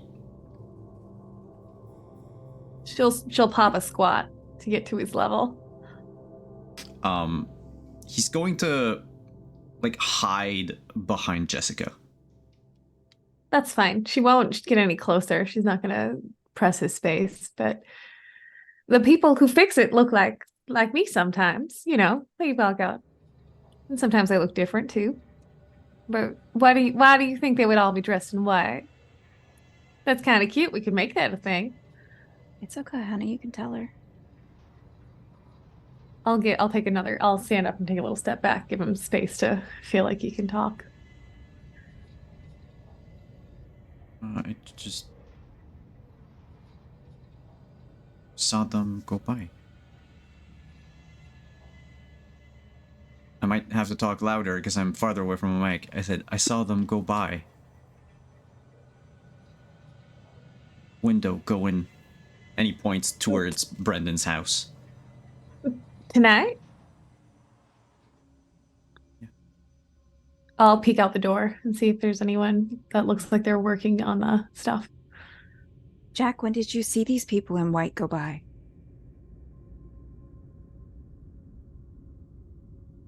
I was on level 1-4. Okay. What level are you on right now? 2, 3. We like 45 minutes ago about. Is that how long it takes to? Okay. And they were just walking, honey? They were just walking next by the window towards Daddy's house? Like they were running. I think it was just... I saw people, I thought it was you. But I didn't really look. I'm sorry. No, don't apologize. How many people? 2? 2? When did we see the people dressed in white? Like, And it wasn't a we, only you've seen them. you didn't Out see? of yeah. us. Yeah. Chad so, also, yeah. So, Okay. yeah, just FYI. So only Chad and I have seen the people dressed in white. And Robert. I think Robert. And Robert too? I, okay. Yeah, I haven't. So I just think this is cute, but now I'm concerned. Mm-hmm. Because like, she will stand up and say, "Hey, Mr. Morris, do you keep your doors locked?" But that's like tangentially while you're still having a conversation with your son. Why, yes, I do. Why? Well, why? Should I be concerned? I'm He's not sure shouting yet. from the kitchen. Yeah, not sure yet, but I'd like to keep yourself vigilant. Okay.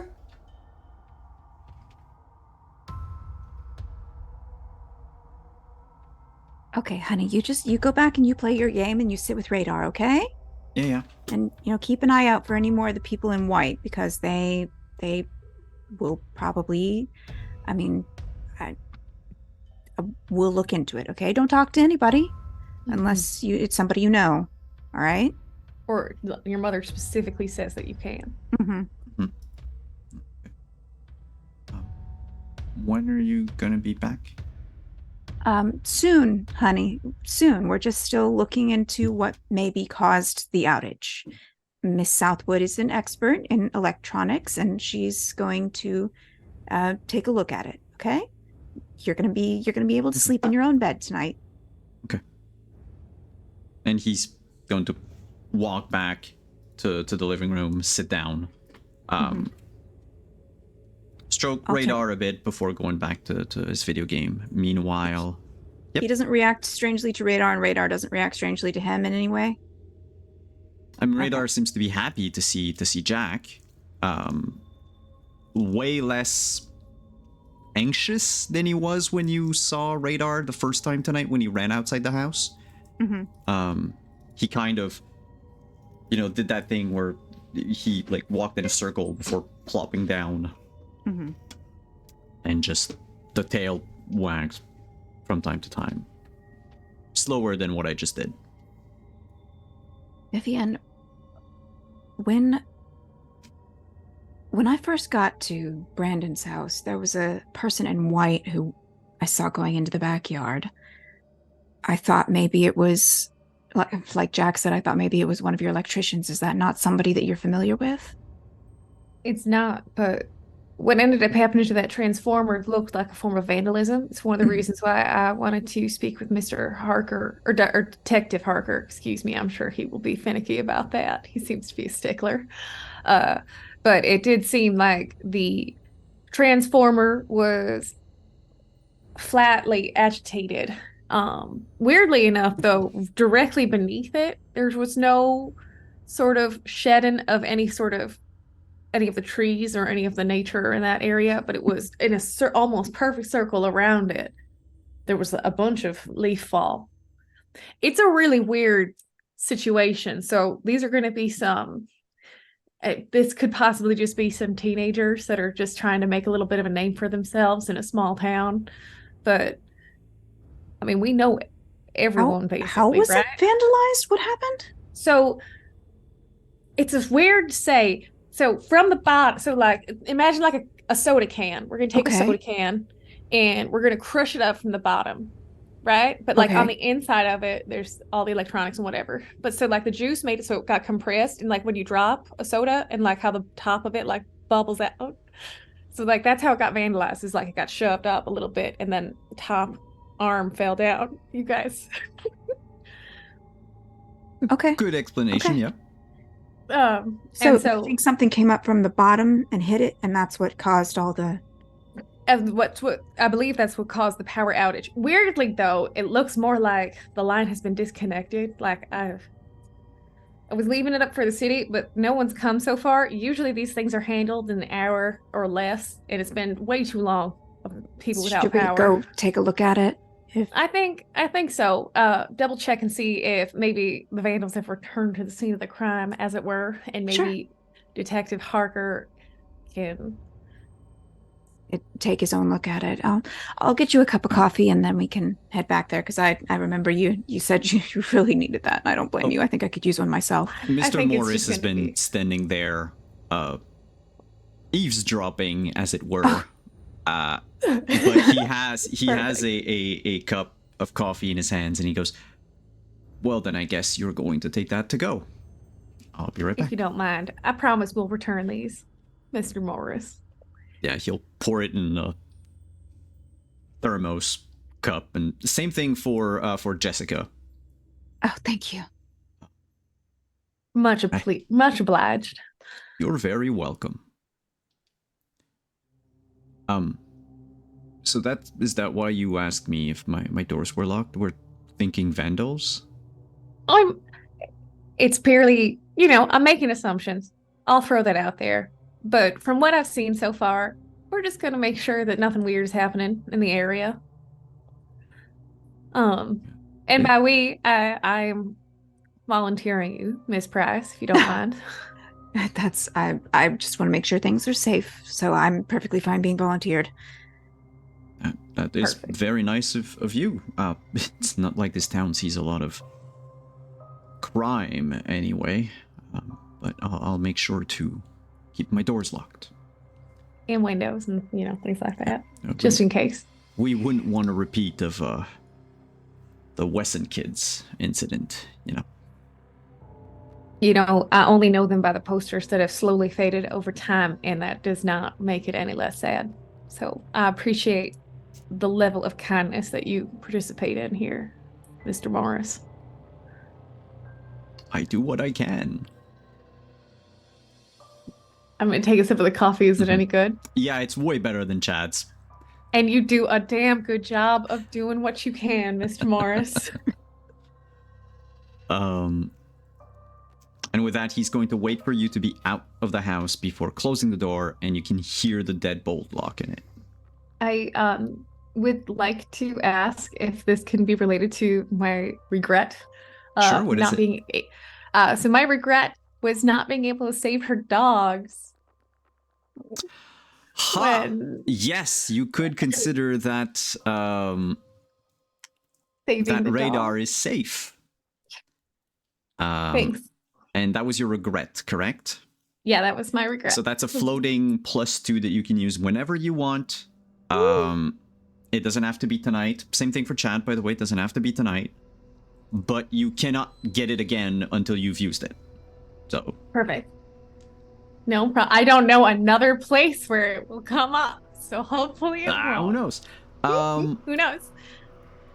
That said, I would like everyone to up their clocks by 1. And we're going to go back to Robert. What are you doing, detective, after everyone has left you by Mr. Youth Scarport? Yeah, well, just a little tired and frustrated that, I seem to be making a mess of things, but, I've gathered myself, and I'm going to go ahead and whip out my cell phone and try and give Sheriff's Office another call. It rings. Picks up. RCMP, Station 54. What can I do for you? Hey, this is Detective Robert Harker responding to the blackout. And then I also reported I investigated Brandon Youth's residence. It appears he's gone missing. Robert, why are you calling There's- us? You're in the States. And you kind of pick up RCMP is the federal Canadian police. The lady at the Harriet, is dispatch that seems you? to... Huh? Sorry, what did you say? This is the same dispatcher I used to call? Nope. Well, that you used to call maybe in Canada, but not here. Yeah. Hi. It's been a while. Sorry, I must have called the wrong number. It's pretty late. That's okay, Robert. You have a good night, and make sure not to fuck up this time like you did last time. That's still not funny. And it cuts immediately. Okay, I'm gonna try the sheriff's office again. You notice, by the way, oh, well. Yeah, we're in 96. Yeah, I guess if you redial, it's the number of the sheriff's office. You never called Canada. But, again, like earlier tonight, it rings and no one picks up.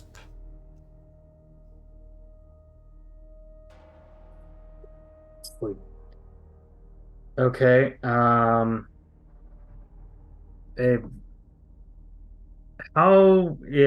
assume there's a clock on the wall somewhere. How long has it been since I first responded to the scene? It's now been 2 hours. So we are, it is now Okay, so 4:30 2 hours since I told them, hey, I think Brandon Youth's missing and no one else has shown up. Cool. All right. Okay, so I'm just gonna kind of go through the evidence in my head just real quick. Just kind of okay, so door was open, knife on the table.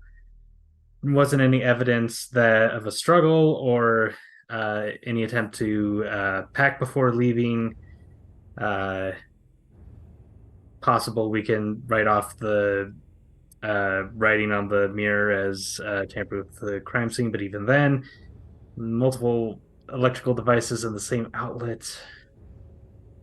And they never, Vivian never got the power back on, right? Never got it around to the fuse box.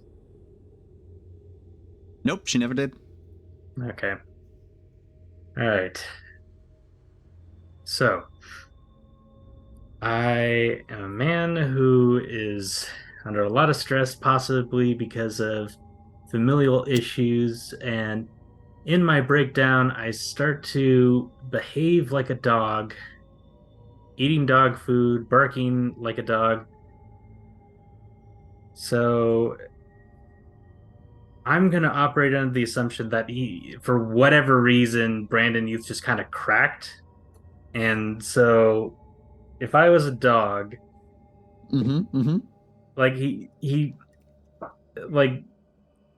Jessica did point out that it was unusual for Radar to run from home, and he was wearing a leash while getting walked.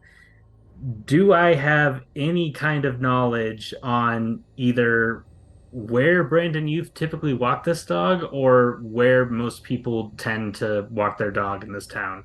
If there's a favored route. Well, I think over time you would have probably seen him a couple times. He would walk down his street, then down yours, and then up and back into his back at his house. If you look at the map on our Legend Keeper, imagine you go clockwise from his house, and he would walk by Jessica's house, by Mr. Morris,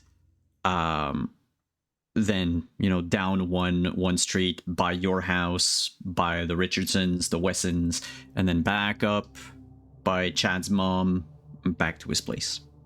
Okay. It's like a maybe Chronicler, 15-20 minutes. Did Vivian and Chad mention that they saw a person in white when they brought my attention to the bathroom? I do not believe they did. Did you? Okay. I did mention did? it specifically when I was getting upset. Okay. Good to know. Yeah, so I am going to attempt to walk that route and just see if there's anything out of the ordinary. And God willing, I just find Brandon Youth just like crouched like a dog somewhere along it. And just like, All right. yeah, that's my number one lead right now, and I'm sticking with it. Are you going to walk that route, or are you going to take your car and drive that route? Oh, that's right. I have a car. Yes, I'm gonna take my car. Okay, cool. Which means that by the time that Jessica and Vivian come back to the streetlight, the car is no longer there. You will have left. I'm sorry, what? Well, yeah, you. The car's missing? No. You Your took your car. car and left with it, so that when Oh, they okay, come out of God. Mr. Morris, you're already gone. Everything else doing that's your gone wrong patrol. tonight, I can't lose my car too. No. But can you increase your clock by 1? Yeah. And Chad's clock by 1. And we're gonna go to Chad. Dad! Oh. Chad, you're driving along. You've left St. Passery behind a few minutes ago. You're on that sort of rural route that eventually links to like the next town over. At any point, you can U-turn on that route if you want. Otherwise, you can wait until you get to. You know, there's a gas station, like in between with like a little, like a 7-Eleven, but a bit bigger. Yeah, he'd probably aim for the gas station, turn around there. Maybe pick up a soda or something. He doesn't feel like he's going to get any sleep tonight. Yeah. You pick up your stuff, pay, leave, come back. You're driving back, and as you are just looking at the road, out of your right rearview mirror, like if someone was trying to pass you on the right, you just see that like white arm. Same movement that happened in the shower. Just like out of a car moving. Behind me? No, like out of behind your car. I'm going to slam on the brakes and pull over to the side of the road. And it occurs to me I never looked inside my trunk. So, by myself, in the middle of nowhere, on the side of the road seems like the perfect place to do it. You walk to the back of the car. Open up the trunk. In the trunk is everything that you left in the trunk last time is still there. There is no one. I think he grabs like the bumper and kind of like leans over and just takes a deep breath. Thank God. Ugh. He'll shut the trunk and You shut the trunk, and you are no longer standing in that road. That rural road leading back into St. Passery. You are in your driveway. Car door is open. You've shut the trunk. This is your mother's house. This is the neighborhood of St. Passery, as if you never left. And through your windshield, you can see peeking out of the back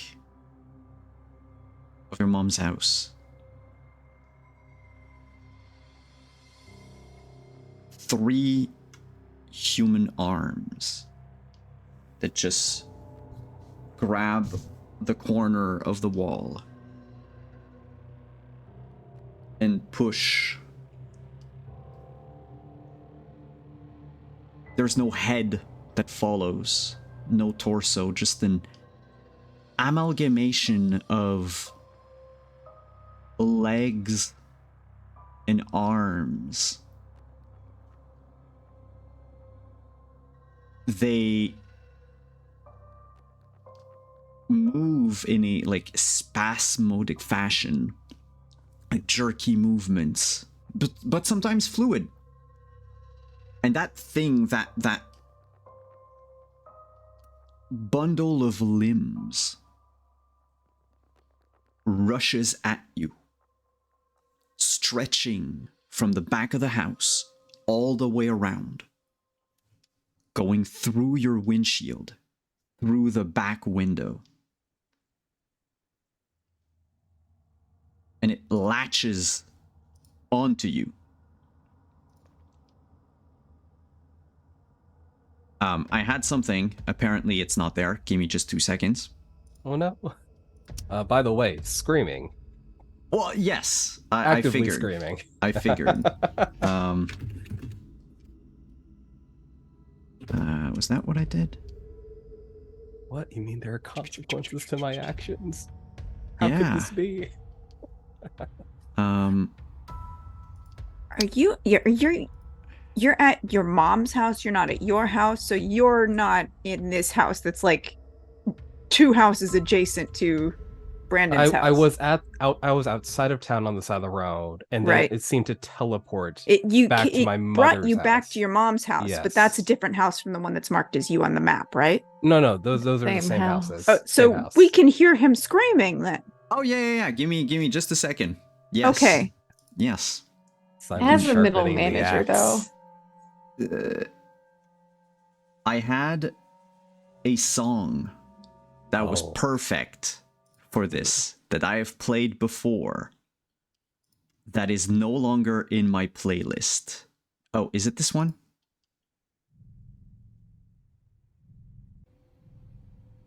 Yes. Okay, I don't know why it was here instead of where it's supposed to be.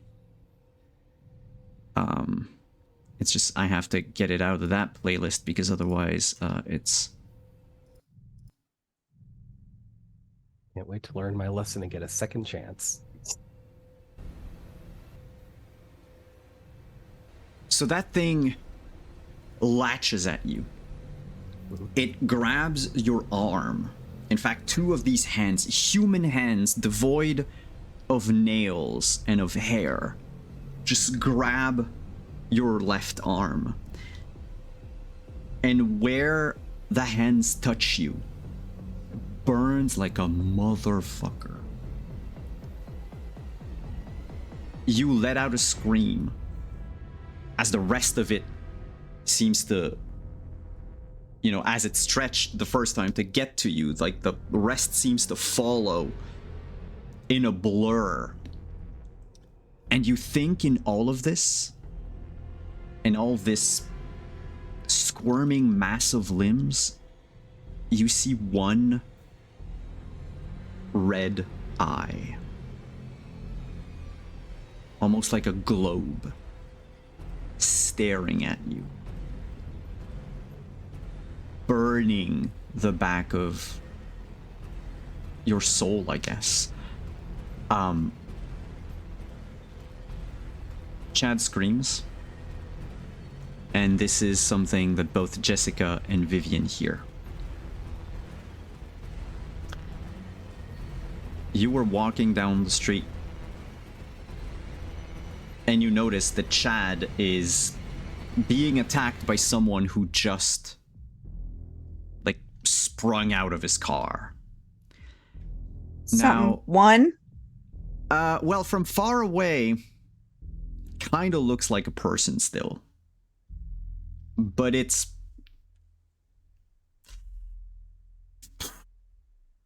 I need to remind you, there is no light anywhere.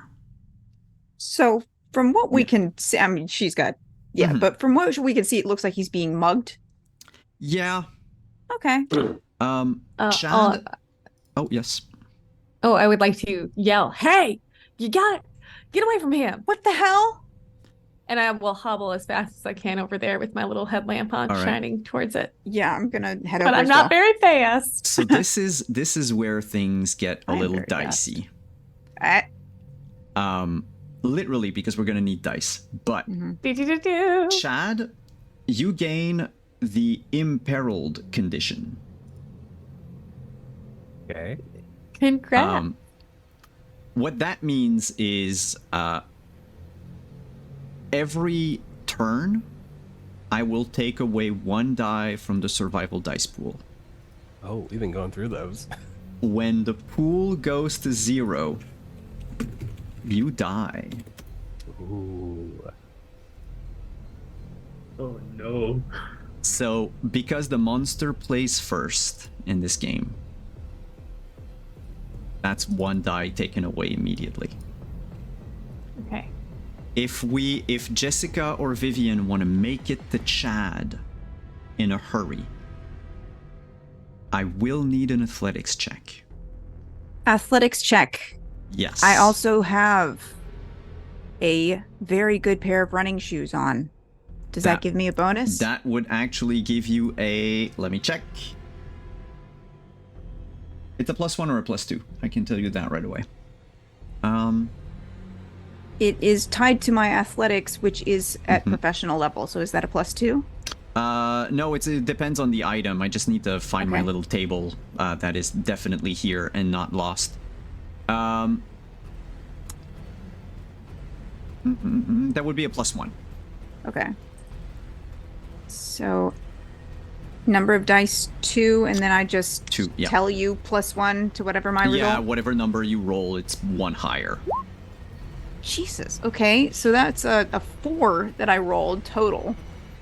So Can I use a you can survival use a die? survival die to roll and add it, or you can damage one of your attributes by 1 and automatically succeed. Now, I need to remind everyone that damaging attributes, except for spirit, damaging an attribute brings with it a penalty that remains as long as that attribute is damaged. Spirit doesn't have any like penalties, but you need to heal all of your spirit before you can heal any other stat. Got it. I'm gonna burn one spirit. Mm-hmm. Yeah. So you will get basically next turn. You are by Chad, and you can do whatever it is that you want to do. Okay. But what about Vivian? I'm not athletic. I'm injured permanently. So you She's would got get her there. flashlight on. She's moving as fast as she can. And she's focused on them and yelling and making a lot of noise to try to All right. spook him off, spook off the mugger. Okay, that means And get the attention of Mr. Well, no, Mr. Harker's gone.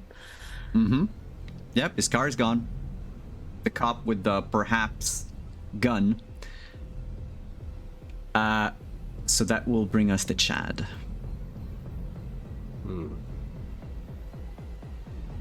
Well, It's searing your arm. It feels like you've leaned on a hot stove. Chad's a big talker. Doesn't have a lot to back it up, though, unfortunately. Well, my first instinct is to try to get away. Like, pull away from it. You said it went through my car to get at me? Oh yeah, it like broke the windshield in the back window. Okay, so if that's the case, I'm hoping if I can like take a good few steps back, it won't be able to reach me as easily. So if it's grabbing through, like if I have to like shuck my like jacket and shirt off to like, is there a way I can like slip through somehow? That would be or, an like... escape roll. Okay. Well, I don't have any escape. And if you want to get rid of your shirt at the same time, does your shirt give you any, like, was it part of your possessions? No, it's just basic clothing. All right. Then in that case, it's no bonuses, just straight up escape. That's not gonna do it. I do have that floating +2, but even then it's 6 away, which is not great odds, even if I use a survival dice. You know you can always burn a stat. I could. You know what? I haven't burned one yet. Not dying seems like a good reason to burn one. I will burn a spirit to go down to 1 spirit. You free yourself of its grasp and move back a couple of steps. Now, Jessica, you just ran up to it. It's not a person. It had 2 arms grabbing Chad, but then there was 1 leg coming out of the back window. Now there's another one. 2 more arms seem to help the thing push itself outside of the car. Yet there's like a continuous stream of limbs throughout the car. It looks like there's 8 to 10 people stuck in this car. Hands pressing on the windows. Feet kicking on the doors. And that thing, because it's its turn, will attempt to latch itself will actually succeed at latching itself again on Chad. As it propulses and set itself forward. You won't lose a survival die, because that's everything that it does, is to grab you. Can we say that when I slipped away, I fell on my ass, and now it's grabbing me by my legs and dragging me back towards the car? Yep, that works. And that feels leaves like a kid again. And that leaves Jessica. You can also do something. That was its whole turn. So you regain the imperiled condition, but there's someone right next to you. Jess and Chad, what do you do? Okay, help me to visualize this, Chronicler. Does this creature seem like it's made of humanoid flesh and sinew that is stretching unnaturally, or does it seem like it's made out of something more otherworldly, no, it ectoplasm? Looks like human arms and legs. Okay. Just a giant bunch of arms and legs. Sure. Okay. Do I see the eyeball? You're close enough. You can probably see it within this entire construct. Cool. I would like to use my pepper spray, please.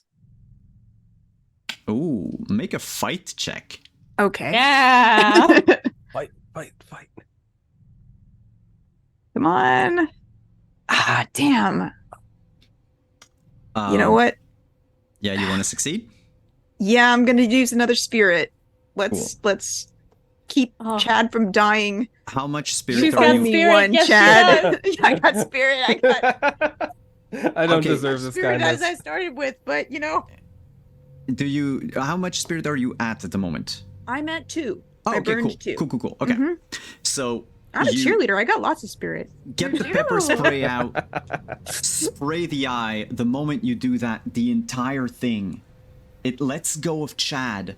It retreats like an elastic that finally snapped, and it just through the car, bringing with it shards of glass, and even it tries to hold on to the seats, and it, through whatever force it has, it breaks the seats as it pushes them towards the front of the car. It wraps back around the house into the back and just disappears from sight. And we're gonna end there tonight. Hold on. Chad, what the hell was that? Chad's just kind of whimpering, covered in burns, I'm assuming. Hands are ripped up and bloody from trying to push himself away on the pavement.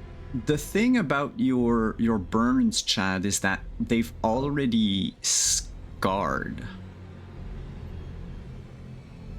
It looks on your arm like you have 2 patches, burnt patches, 2nd-degree burns, but it looks like it happened years ago in your life. Oh yeah, just shaking, scared. your clock is now back to 0, by the way. You no longer have Hooray. it. But Hannah, can you up your clock by 1? Ah, damn. And same thing for Elaine. Yep. I'll be over there with a little first aid kit that I have on my person. And some painkillers. So we're gonna do the post trauma scene next week, and also we're gonna discover what Robert finds on his way, because I have a handout for you. But next week. Oh Ooh. boy. Next week on One Frightful Night. Yeah. Oh, what are we until next week? Just get it over with now. This is too scary for me to deal with for 7 days. We are going to have to wait. That said, just for my Wow. own edification, Robert, Vivian, Jessica, what are your clocks at? Tres. 5:33. Cool. Man, I sped run my clock. Yeah, you did. But How you're fast can I alive, kill we myself in think. this game? What I'll So- do is I'll have we'll use the one on the overlay for Roberts for now, Okay. because he's the one that's the most, like, the closest to 12, right? Wonderful. For Your turn in the hot seat. for next week, we'll get 4 more survival dice back, right? Uh-huh. And so with the 3 remaining survival dice, do you get 1 or 2 of them? That's a good question. How does rounding work in this game? What did I write?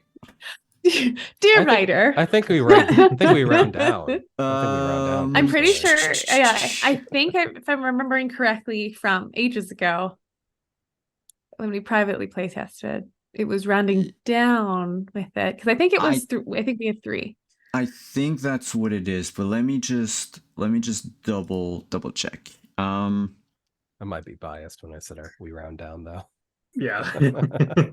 Like, player Tyler would like you to round down, please. We need those. I think it would make the most Sorry, sense narratively let me if admit we that were to I'm gonna round need down. those probably. Mechanically, I feel the system would be a lot tighter if we rounded Exactly. down. Round in favor of the players is what I wrote. So fine, Down. I will only have 1. I didn't even use a single one this week. So I know.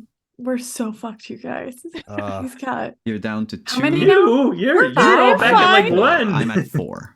4. We 4. got 3 left. Yeah. We're still alive. We're Mhm. halfway through the movie and we're still alive. This Doom is- dice. So when will they come in? Well, last week I had to roll 1d10. Remember, I rolled a 10. Ah, yes, of course. So whatever that means, you might discover it. But yeah. Maybe a certain detective is going to discover it along his drive. Oh dear.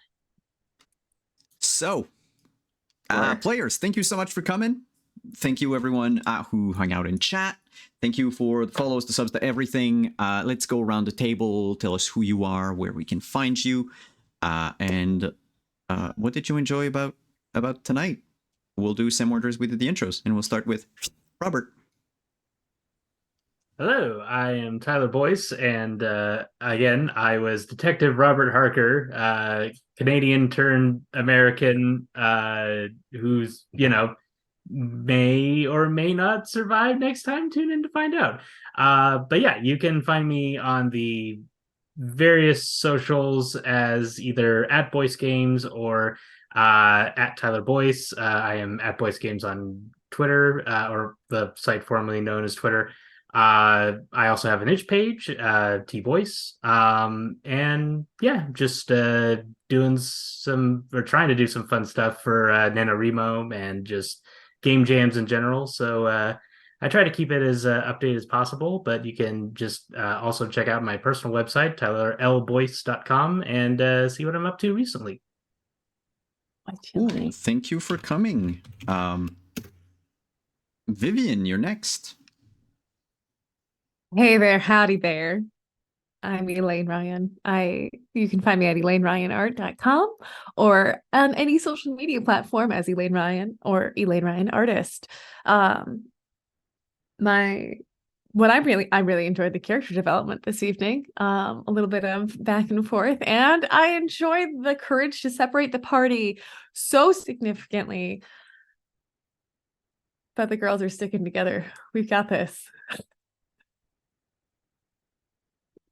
We'll see. I hope so. Knock on wood. Thanks for coming. Next, our first victim, Chad. Hey, I'm the first victim. Hi, I'm Yutsai. You can find me later this week on Laugh Love Lindy's channel for A Land Below Fire, a Call of Cthulhu game where I play. He's also kind of an asshole, but like he's a little more moderation. It's a new thing I'm trying. I swear I'm nicer in real life. You can also find me on social media as TSAISU. Favorite moment for tonight? Honestly, like, gosh, I realized I don't know what happens when we hit 12 out of 12. And suddenly at break, I was expressing concerns like, you don't think it's good, right? Maybe it's a good thing. But seeing the monster up close and personal, having those inter-party kind of conflicts of people with issues trying to work together, but not realizing there might be more at stake now that there's something much more threatening in the room. So I'm excited to see how everyone reacts to the horror that we just faced, and also how we try to communicate that with Robert, who wasn't there.